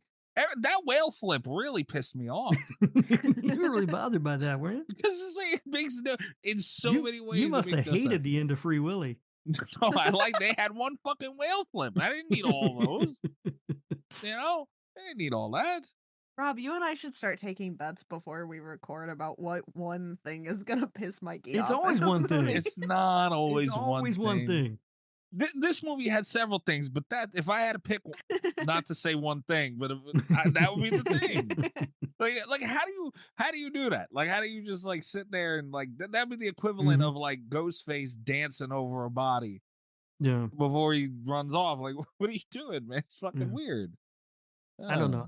I do think that they were trying to create a situation in which the orca was the monster in this movie, and they couldn't that's get where it there. fails. Nowhere for near. me. Nowhere near. Yeah, but they don't ever. They don't get there. At no point am I really rooting for this man to kill this whale. No. And that I think is the biggest shortcoming of the film, and I think maybe that's part of the reason for a lot of the problems that it has. And then again, it does some shit that doesn't make sense, like the whale blows up the town. We've talked about that. The final battle between the sailor and the whale is like at the fucking North Pole or something. Like I don't know what the fuck that was. How the fuck they get there too? Yeah, that's all of a another sudden thing. they're just in sheets of ice in Antarctica or some fucking shit. They're dressed perfectly normal throughout the entire movie, and now there's icebergs. By the way, did that whale blowhole the fucking ice thing? Yeah, he may have. He may have. I watched that about 4 times. I was like, at that point, I was, I the Royal Rumble was on, which I regrettably watched. So I was kind of doing 2 things at once. And out of the corner of my eye, I see I'm like, did he just blowhole? And I had to play it back, and I was like, damn, he did. And dude, that's the only way they thought to use that blowhole. I think the idea was he was breaking through the ice and then getting air, but it didn't come across that way. No. Yeah. No. We've seen him take down an entire fucking house. Damn near destroy a boat. Like all these giant things. He's got now he needs the blowhole for the fucking ice. Like it was weird. I don't know. It was That was see, it has shit like that where it's like, what are you doing even? How did we get here? Yeah. And I miss something? There was a helicopter that came to rescue her. I don't know. At the end, how did she get the helicopter? I don't know. Cat? No, I don't know. Because I was watching and I was like, all right, so I guess she's just now stranded on this iceberg. And then a helicopter comes in and I'm like, oh, okay. And I thought, well, did I miss something that they called a helicopter before? I didn't know what happened there. We're going to have because none of us understood this fucking movie. We're going to have a call next week from Greg. Like, here's the thing about the helicopter. Yeah. Well, the scary part about that is next week we do have a voicemail from Greg. We do have one for next week. So got that to look for. So now we might have another one. Mm-hmm. Explain the helicopter, Greg. Please don't explain the helicopter, Greg. Please don't. It's bad enough. Do let us know though if we're supposed to be rooting for the orca. Yeah, but I mean, having said all this, it's still a better movie than I expected it to be. Yeah. Oh No, yeah. it's not. I thought it was, honestly. Like and I'm not even talking about better in like the it was fun way. There was fun to be had there, but I just thought it was a better movie than I expected. I will say, and this is because I knew that this was one that Greg seriously liked. But I get worried when stuff gets repeatedly put up on the Patreon. Mm-hmm. Because a lot of those have been some of our worst films, and I think that was giving me a lower expectation for Orca than maybe I needed to have. Yeah, I mean that is a red flag. Although keep nominating Underwater, Greg or Chris. I don't know, man. I just Wrong turn too. This didn't. It never fucking got there. And you know what? Greg kept nominating it. We've said it's a movie that Greg likes, and he's told us he's serious about it. He won. And you know what? That gave me a small glimmer of hope. My fault, admittedly, but it gave me a small glimmer of hope that, you know what? Maybe this would be good. Like, cause I like aquatic shit. I really do. But Do damn you? it. I do. Oh, I absolutely. don't think he does. I don't think so either. I don't think we've watched a single aquatic movie on this show that you've liked. Wait, hold on. He liked Jaws 3. Oh, that's right. Yeah, I like Jaws. Well, 3. I mean, who doesn't like Jaws 3? That movie's awesome. It's probably turn of events. Did like Jaws 3. I don't know, man. Like, just don't be ridiculous about it. Like, I don't know. And plus, my love for aquatic stuff isn't in movies necessarily. Like, I just love aquatic shit. Oh, okay. I see. In general, Right. yeah, I like water. Right. But you know, don't. It's hard. It's hard to achieve though, man. Because to do it right, you need so much money other than Jaws, and it's not quite. You know, it's not achievable really. It's so hard. Deep Blue Sea was good though. Deep Blue Sea achieved a lot. Yeah. I love Deep Blue Sea. I like Deep Blue Sea, but I wouldn't say it achieves a lot. Dude, that other than just being a lot of fun. How realistic those sharks looked. And again, I know it wasn't perfect. Trust me, I know. But that is the closest it's come. You know, you got shit like Meg, okay. But that was, I mean, that thing traveled around. It never looked fake, really. Yeah. Especially when we watched it the first time ever. Yeah, it certainly looks more realistic than Bruce and Jaws. Well, hey, man, but that thing even had its problems. Yeah. You know? So that's what I mean. It's hard to get. It's impossible because you can't train a shark. You know, like you can get bears and tigers to put in places of movies here and there. Cujo, great example. Can't do that with a shark. And soon we'll find out if he can train a cocaine bear. God damn it! I fucking hate that movie so much. Why? You haven't even seen it. It's not out yet. And I despise it. See, this is why you don't enjoy things. You already have made a decision about Cocaine Bear without watching absolutely. Yeah, I'm not. I don't hide it. Yeah, I did. It's gonna be amazing. It's a big year for bears. Cocaine Bear and Winnie the Pooh, Blood and Honey. Big year for bears. Yeah. Okay. When are we getting Blood and Honey? Did I miss that? I don't think they're showing it in theater around me. It's coming in like February or March, I think. I keep looking it up. I know there's nowhere showing it. It's a Fathom event, right? I believe Is it? so. Last time I looked, I couldn't find. Oh, okay. Oh, now I'm looking. Well, I don't know, man. It's just too early. I think you just hate fun. Well, I think that Greg hates fun. How you like that? This is the second time Greg. Yeah, throwing that out there. And Greg says I hate fun too. Thanks a lot, guys. I think Greg does. I think Greg hates fun. He doesn't like fun. He likes fucking Audition and Orca. Boring ass movies. Audition wasn't. Audition was boring. Audition was weird. I didn't think it was boring. Winnie the Pooh, Blood and Honey, February 15th. Funny Games, though. Funny Games. Funny Games is boring. It's just some guy in tennis shorts talking. I just read a book by Ryu Murakami, Mm-hmm. who wrote the book that Audition was based off of. Mm-hmm. And I don't know why they didn't turn this one into a movie. Like, it was way better. Yeah.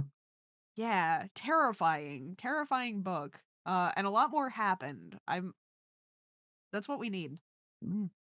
Yeah, February 15th, Winnie the Pooh, Blood and Honey is out, Kat.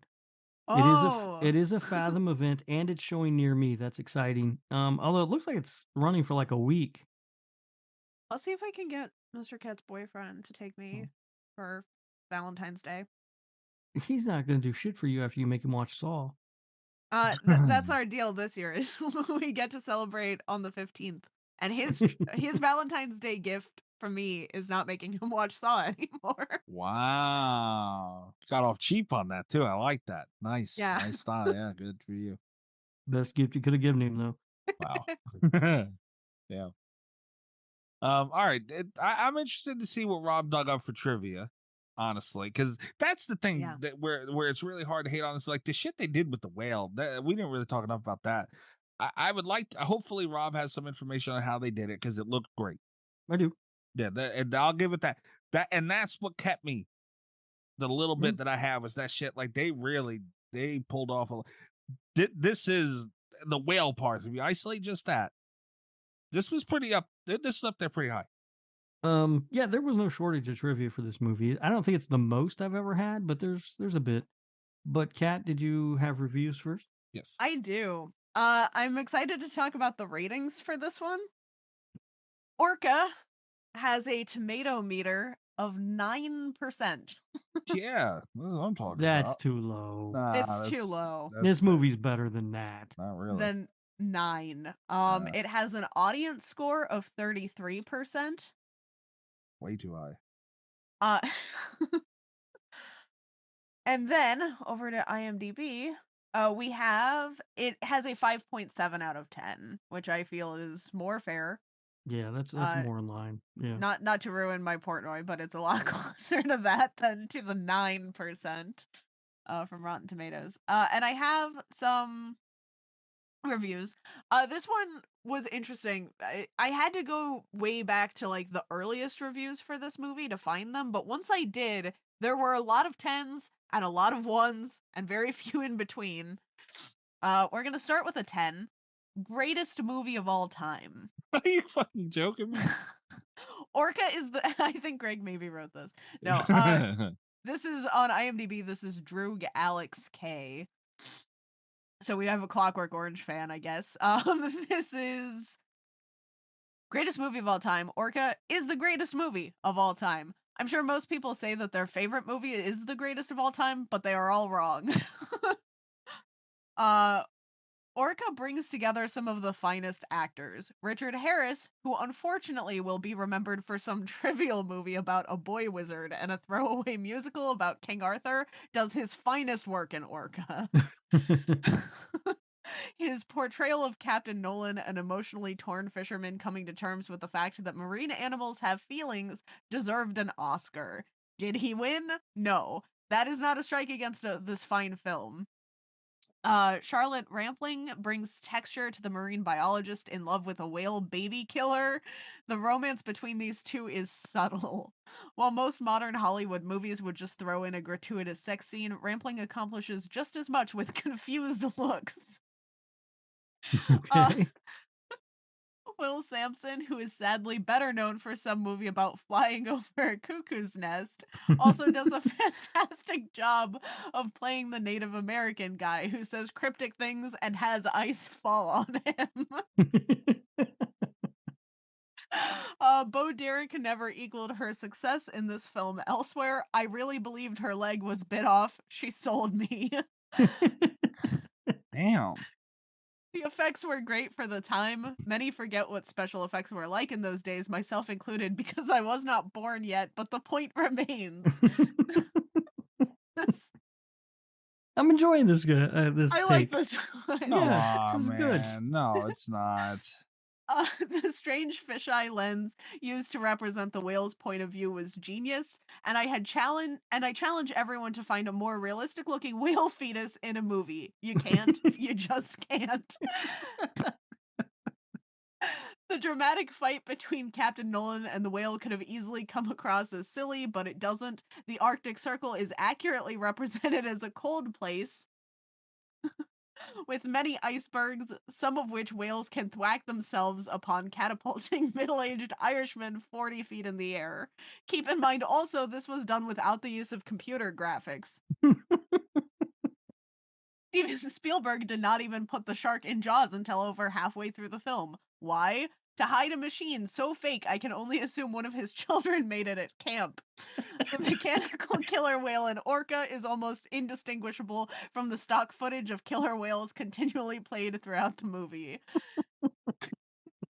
In 1977, how many directors were brave enough to shoot a killer whale jumping up from one side of the boat, eating actor Robert Carradine and landing on the other side? Just one. Why are you Michael enjoying Anderson. this much? What's wrong with you? It's hilarious. Fucking no. While most Hollywood chooses not to admit it, many have ripped off Orca. The dead baby scene in Trainspotting is suspiciously reminiscent of the dead penis scene in Orca. A creepy quasi-romance between an intelligent female and a somewhat crazy violent child murderer is directly stolen by George Lucas for Star Wars Episode 2. The use of icebergs is blatantly co-opted by Titanic, and I have never heard James Cameron so much as thank Michael Anderson. Don't even get me started on Free Willy. Orca is a complicated story. If you only enjoy movies with obvious heroes and villains, this is not for you. The characters are conflicted, very conflicted. Take, for instance, how the killer whale jumps for joy after biting off Bo Derek's leg. The whale shows both glee in his jumps, but also the pain of having lost his family and never being able to bring them back no matter how hard he fights those who took them from him. It's like Batman. You see, the only thing black and white in this movie is the killer whale itself. While Orca does not. What the hell are you doing, man? You fucking made me snort. You made me snort loud. What's wrong with him? Orca does not now get the respect it deserves. In time, people will realize it's genius, just as people did not understand the gravity or continental drift. In time, they will come to recognize Orca as the greatest cinematic achievement of all time. Fuck, man, really? You're not allowed to drink that Mountain Dew shit anymore. Oh god, that is so funny. This might be the best review we've ever found. You deserve an award for making it through that. I don't think it was that funny. I mean, again, because you hate fun. I don't hate fun. It's just like he's saying positive stuff and trying to be playful with this fucking thing. It's not that review was better than the movie, though. You're like the no humor guy. It's funny. It's not that funny. Did you? The funniest part. Laughed. The funniest part about this is the only review on this dude's account. He's only written this. Wow, he came on there just to do that. What's his name? Droog Alex. Wow. I tip my cap to you, sir. That was funny. What if he just goes around making new accounts for new movies? Like, so there's no trace of him. He just goes around doing the shit. Making references to different movies in right. the username. Oh my god. The bad review. Neither of these are as funny, but high bar. 1 out of 10. Hang my head in shame from Driver 40. Wow. Yeah. I can remember in my youth when this film first came out, thinking it was the best thing since sliced bread. I sat through it 3 times in one sitting in the days when they didn't chuck you out of the cinema between programs. I voted Richard Harris and Charlotte Rampling as Best Actor and Best Actress in the Film Review poll for 1977. I recently saw it again and cringed. It is so awful. The plot is ridiculous. The acting that I had thought so good is laughable. The special effects lamentable. It simply tried to cash in on the success Jaws and much as the later and equally funny Grizzly did, and failed abysmally. I can't believe I rated it so highly. On a positive note, though, I think it has the best soundtrack that Morricone ever produced. I feel like he's not wrong about the acting. Like, if you praise that acting, you should probably be ashamed of yourself because it's not. And again, I don't know that it's the actors or the script or what the deal is there, because they are talented people, but it's just it's not great. Yeah. Certainly nothing nothing praiseworthy. I would vote as the best performances of the year or whatever the fuck. Yeah, I don't know offhand what else came out in 77, but I'm sure there was better acting somewhere than this. Yeah, I'm sure of that. I don't know. I mean, I could pull up my list of 77 movies real quick, but and this one I found one that I thought might be candy bar worthy as well. Okay. Nice, it's not like a review segment until we've really been offended. Sure. This one is 1 out of 10. Beyond Belief from RJ27. Damn. While I don't claim to be any sort of expert in marine life, I must say anyone with a modicum of intelligence could not possibly buy into the notion of a male killer whale having a clue about revenge because it witnessed its dead mate having a forced abortion by humans. Are you kidding Okay. me? I mean, really, that's basically the whole plot. This whale has the quote-unquote intelligence to be able to manipulate man-made items to get the entire town responsible burned to the ground. Reading other reviews that accept the absurd plot only confirms my suspicion about the below average intelligence of the casual moviegoer. Wow. Damn. Richard Harris must have been extremely hard up for roles to have accepted this junk. It is the kind of movie so bad that if you paid 50 cents to see it, you would likely demand your money back. I actually have a note and trivia about a film that Richard Harris turned down to take this movie. Oh, That guy yay. is very wrong, but we'll get to that. All right. Fucking. Not everything has to be taken fucking over the top.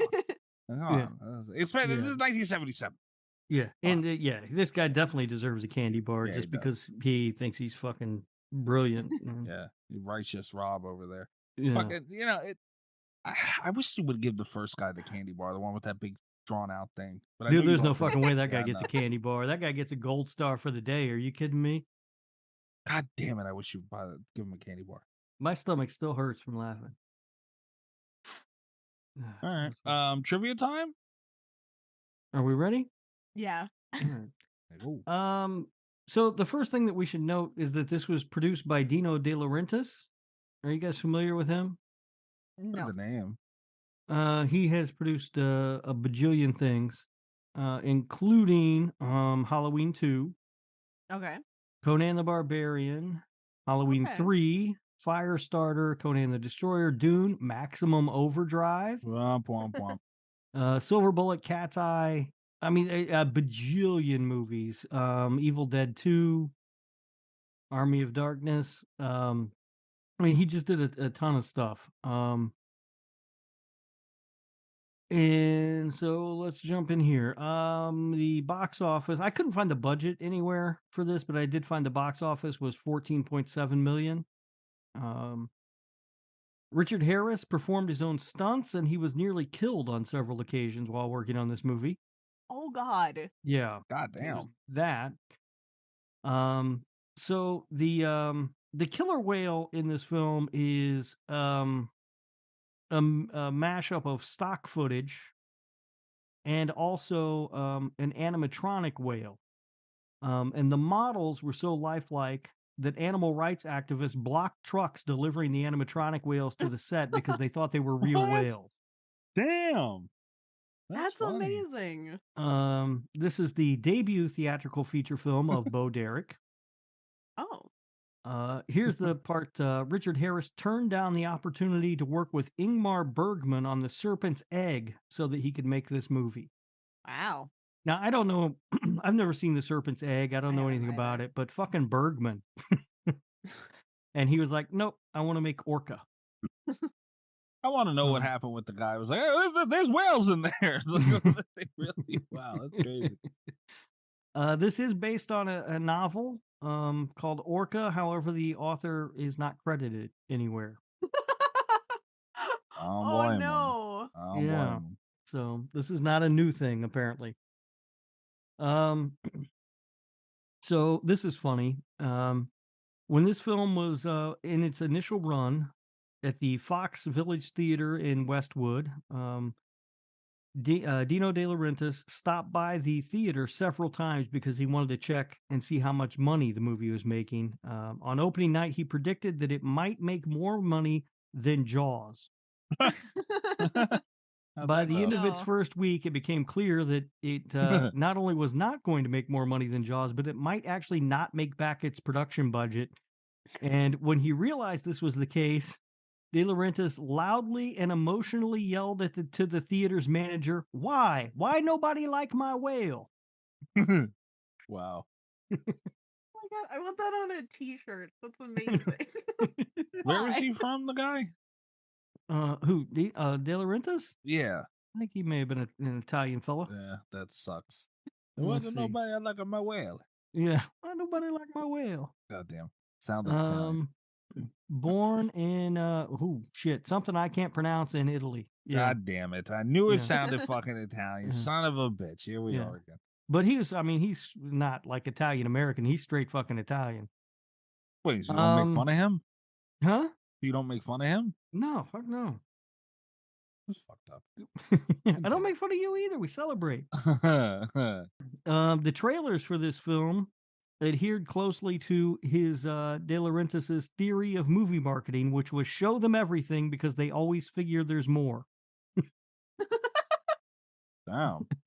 So he's the guy that we can blame for fucking trailers. Yeah. Wait a minute. He's responsible for all of my movie problems now. Responsible for that Scream trailer. Another guy who produced it has an Italian name that there's no fucking way I'm going to be able to pronounce. It's Luciano Vincenzo. Mikey, I'm going to send this to you. What makes you think I can fucking read it? Why would you be able to read it? You're going to make me struggle too. Yeah, hold on. I just want to see. Maybe you'll be like, oh, yeah, well, Vinny from the block, he had that name. Now it's the block. Yeah, I sent it. What is that? Luciano? Vincenzoni. God damn it. I knew you knew how to say it. Vincenzoni. Well, he was another producer on the film, and he says that he was called in the middle of the night by Dino De Laurentiis and instructed to, quote, find a fish tougher and more terrible than the great white. You know, honestly, I mean, it is. Yeah. It is. Like, you know, great white shark, like Jaws gets all that credit. And yes, Jaws is Jaws, but one of these killer whales will fuck that shark up. Yeah. But I mean, that was, you know, again, it's just a complete Jaws ripoff. It was the Absolutely. Whole thing. They picked the right animal, and they kind of, it was nice when they went into like how smart it was and showing the brain. And, I give it that too. I didn't mention that, but it just didn't execute it well enough. Yeah. No.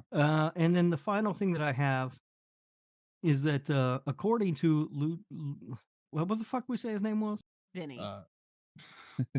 It's Luciano Vincent something. Vincioni. Richard Harris had began to drink heavily on set after reading a tabloid magazine and seeing a photograph of his wife Ann Turkle on a beach with a younger man. He reportedly intended to stop performing and fly to Malibu in order to kill them. Damn. He relented only after getting into a brawl, which resulted in Vinny guy Vincenzoni. Getting a black eye. Damn. Wow. So he was ready to fly back to Malibu and murder two people, and they had to stop him. And this guy apparently got punched in the face. No, apparently he realized, damn, I just got knocked the fuck out. I ain't killing nobody. I might as well stay my ass here. He got checked back into reality real quick. Yeah. So that is the horror. Jesus Christ. That is the trivia that I have for Orca, the killer whale. Whoop, whoop.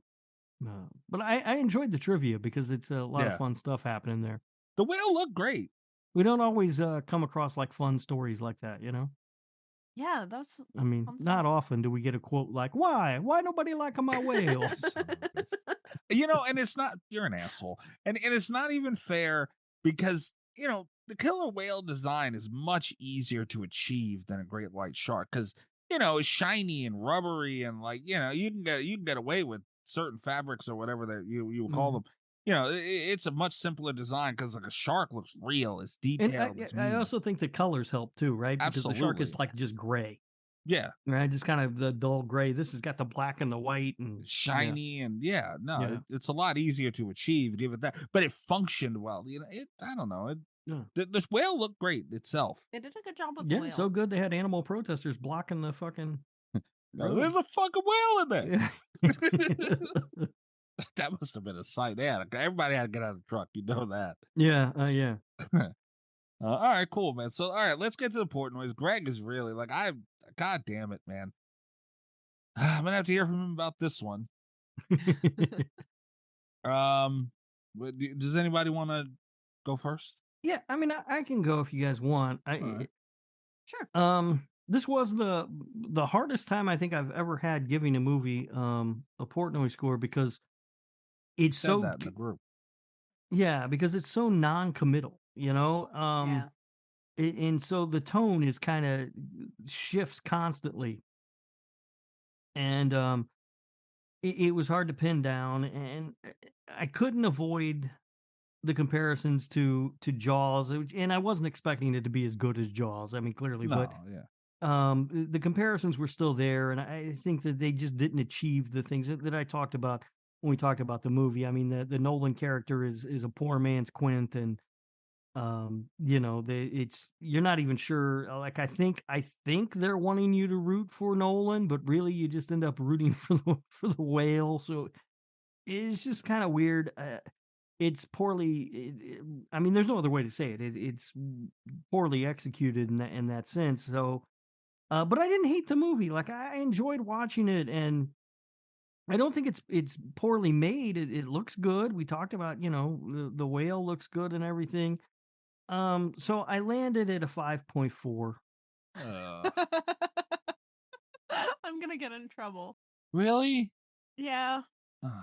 The last few weeks, I feel like we've had a pretty good tight range of Portnoys, and this one I have a feeling is gonna not be that.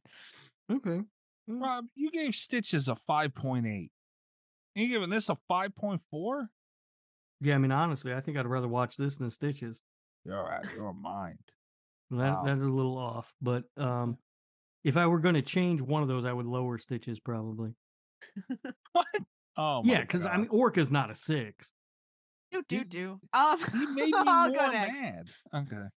I really liked elements of this. I think the whale looked incredible. I think that the special effects overall generally looked really, really good for the time. I liked some of the individual performances, despite choppy dialogue in groups.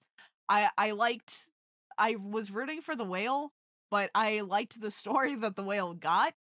I think that it was interesting. I think it dealt with some cool stuff. I really liked it, except for it made me really sad. Like there were a couple pet peeves, and it's like the Cujo thing. Like it had a higher score, but with Cujo, it was like Cujo had nothing, like had no little nitpicky things to make me think about lowering the score just because it was sad, and it ended up getting like a higher score from me because I couldn't find anything critically wrong with it. Orca, unfortunately, because I do have those like nitpicky things, I took points off because it made me sad. And still, not having heard Mikey's score, I think it's safe to say I had the highest for this. At a 6.5. I don't even want to put that on the sheet. I really liked elements of it, and it's one that I'm not going to rewatch. Kat just said Orca is basically the exact same thing as Cujo, and you just let it slide. Well, I didn't say it was the same, but like scoring, because I had a similar issue with it, Yeah. where it made me sad. I could have gone a little bit higher with Orca, but Yeah. I'm not going to rewatch this because. I mean, I get it. I'm not mad at your score at all. It's high, Yeah, but Mikey won't put it on the sheet. It's high for me, but I don't think it's outrageous. I put it on the sheet. Regret it. I don't like that song there. No, this movie was boring. They didn't know what the hell they wanted to do. Again, like I mentioned earlier, they start you off sad. Yeah. Like you're supposed to take me on a ride from there. I didn't go anywhere. I just kind of stood there. No, and then you're gonna bore me on top of it? No, I'm sorry. The whale looked great. The only points this thing is getting is purely from the whale, other than its random playful flips after it did something destructive, which made no sense. And I like that it had the blowhole. It blowholed the ice. That was enjoyable. I'm gonna give this a 2.9. Oh wow, Yeah, there it is. I was gonna give it a 3.1, and I don't think it deserves it, man. They didn't do. They had such a cool concept, and they set it up right. They got you feeling emotions and all that stuff going, and they had the scene where they explained the brain and saying what it's capable of, and all that stuff. You seen it fuck up the shark, so it's not playing around, and they dropped the ball. So 2.9. Mm-hmm. I did wonder, I meant to mention this earlier. I'm glad you brought up that scene with the shark. Do you think that was a not so subtle jab at Jaws? It could have been. Like, look, our fish is stronger than your fish. It could have been, but it was also good that it was there because maybe people just think sharks are the most dangerous things in the ocean. And they're not. Yeah. And they reminded them of that. Like, hey, look, this thing will fuck up a shark now. Well, I think your score is ridiculous, but it's your score, so. Your score's correct. The score's not. This movie's just not that bad, Mike. It's not that bad. I mean, it's not that. It's not. It's nowhere near. I don't understand where you guys. No. Why? Why do you not like our whale? Yeah. Wow. While we're on the topic, and this doesn't really pertain to Orca so much as Dino De Laurentiis again. I mentioned he was a producer on Evil Dead 2. Do you guys know how that all came about? No. It's quick, interesting sort of little story. Stephen King was a big fan of the Evil Dead, and he somehow had heard that Sam Raimi was trying to get Evil Dead 2 made, but was having trouble getting the money. And Dino De Laurentiis was producing some Stephen King adaptations, and so Stephen King called Dino and said, "Hey, you should give this kid money to make his movie." And so he did. That's fun. Yeah. Stephen King, call producers. Tell them to give me money. Yeah. Fantabulous. Produced Yes, by Stephen King. Yes. Fantabulous. And what was the other one we came up with? Laser Dog Eyes or something? Yeah. Dog with laser eyes, I think it was. Yeah. Yeah, Dog with Laser Eyes. We're trying to get that off the ground, so. Hope it lays there. All right. Thanks a lot, Greg. It's over now, Greg. You can stop. Enough is enough with this fucking movie every month with Orca. It would be so funny if next week Greg put up Orca. Could we I feel like Mikey's terrible score brought everybody down. Yeah. And I don't want to end this episode on a bad note. So, Kat, could you just read that review again? That'll put us all in a good mood. I don't know if I can make it through it a second time. Are you serious? Come on. Yeah, it's so funny. Oh, good.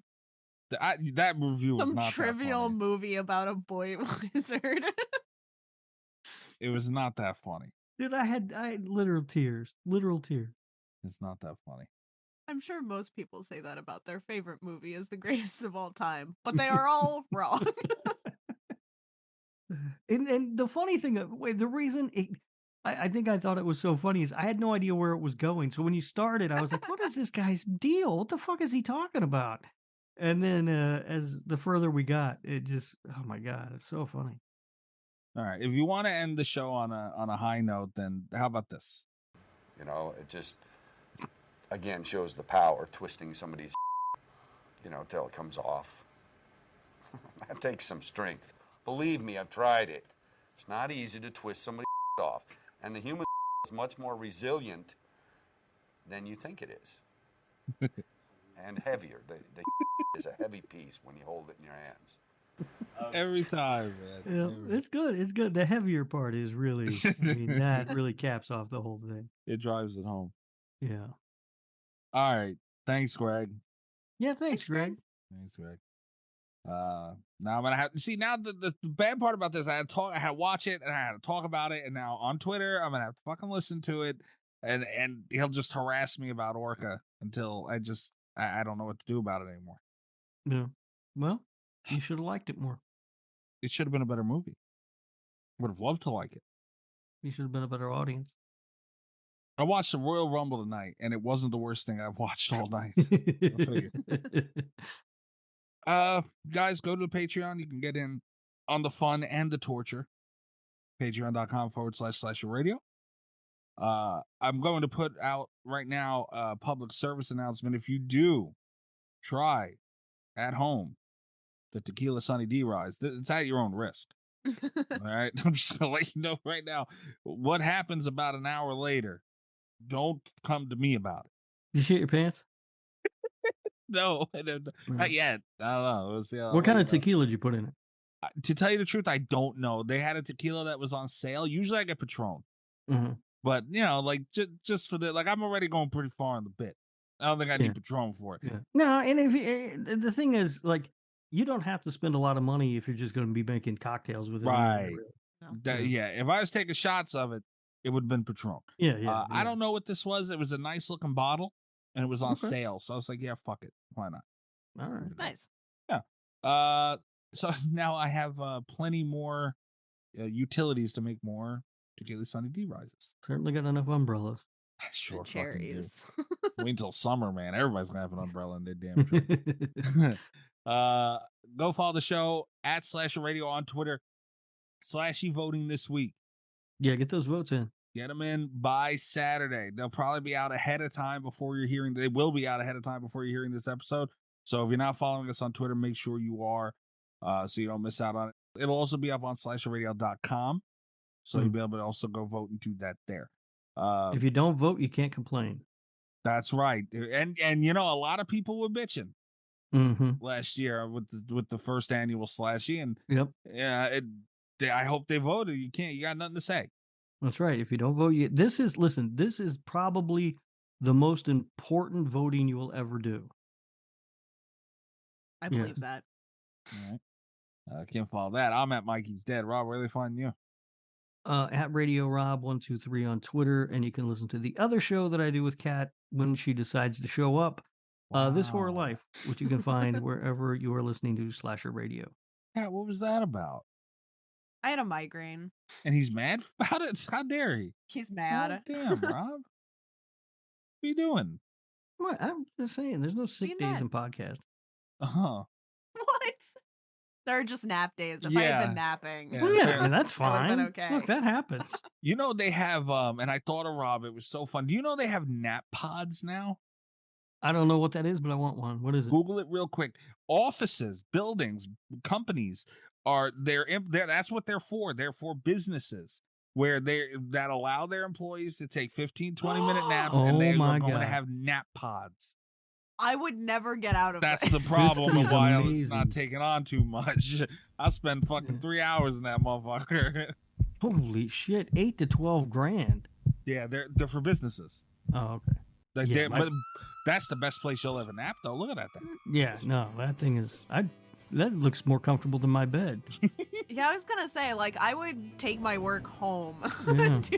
That's the problem. Just sleep at work. I'll be snoring and scratching my ass in that sumbitch for about 3 hours. Absolutely.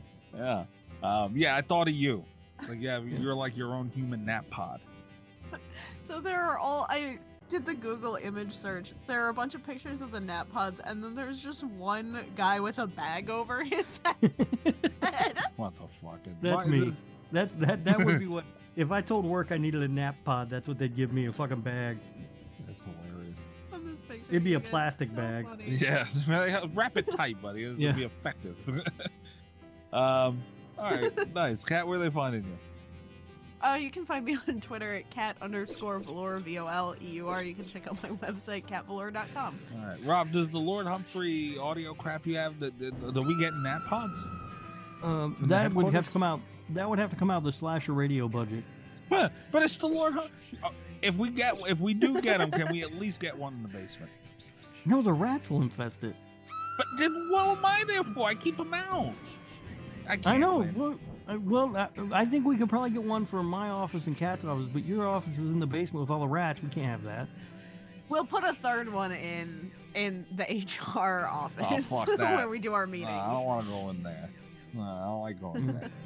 All right, guys, come to check us out. We should get 3 of them, put them side by side. We could all hold hands and nap. Never mind. Don't want the nap pods. Good night from Slasher Radio. Fucking hold hands napping. What's wrong with you? Sounds nice, doesn't it?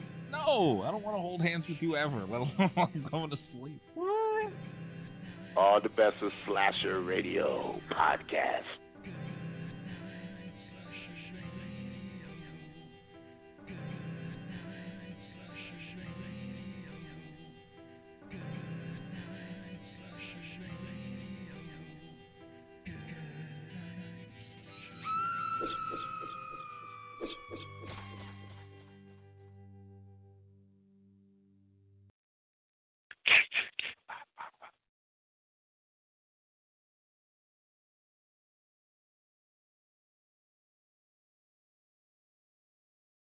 I gotta pee first. Is this a good break to pee? Yeah, go pee. All right, I hope I don't poop myself. Seriously, I walk in the bathroom now. I have no idea what the hell's going to happen. You don't know how traumatizing something like that is. Oh my god! Imagine, Kat, this becoming a fear, man. If you're a podcast host, listen up. This one's for you. My name is Allie Jackson. I'm the host of Finding Mr. Height, a dating and relationship podcast that I've been doing for 4 years now, sharing my positive and practical approach to dating that's built on my own life experience. And I wanted to share another experience that I've had, my secret behind monetizing my show. It's called Red Circle. And I was just telling my colleague about how much I love their platform. With Red Circle, not only am I getting a seamless hosting experience, but I also love the support I receive in ad sales. It's not just typical ad sales either. It's targeted opportunities based on my show and my life. And the platform is super simple. You just set your preferences and Red Circle matches you with sponsors that align with your show. You can vet every opportunity and their platform gives you great analytics. More recently too, my Red Circle team has brought me opportunities outside of my podcast on social media to really augment the podcast partnerships, bring them full circle. I just can't recommend them enough. If you want to give it a try, go to redcircle.com to get your free trial. That's redcircle.com for a free trial.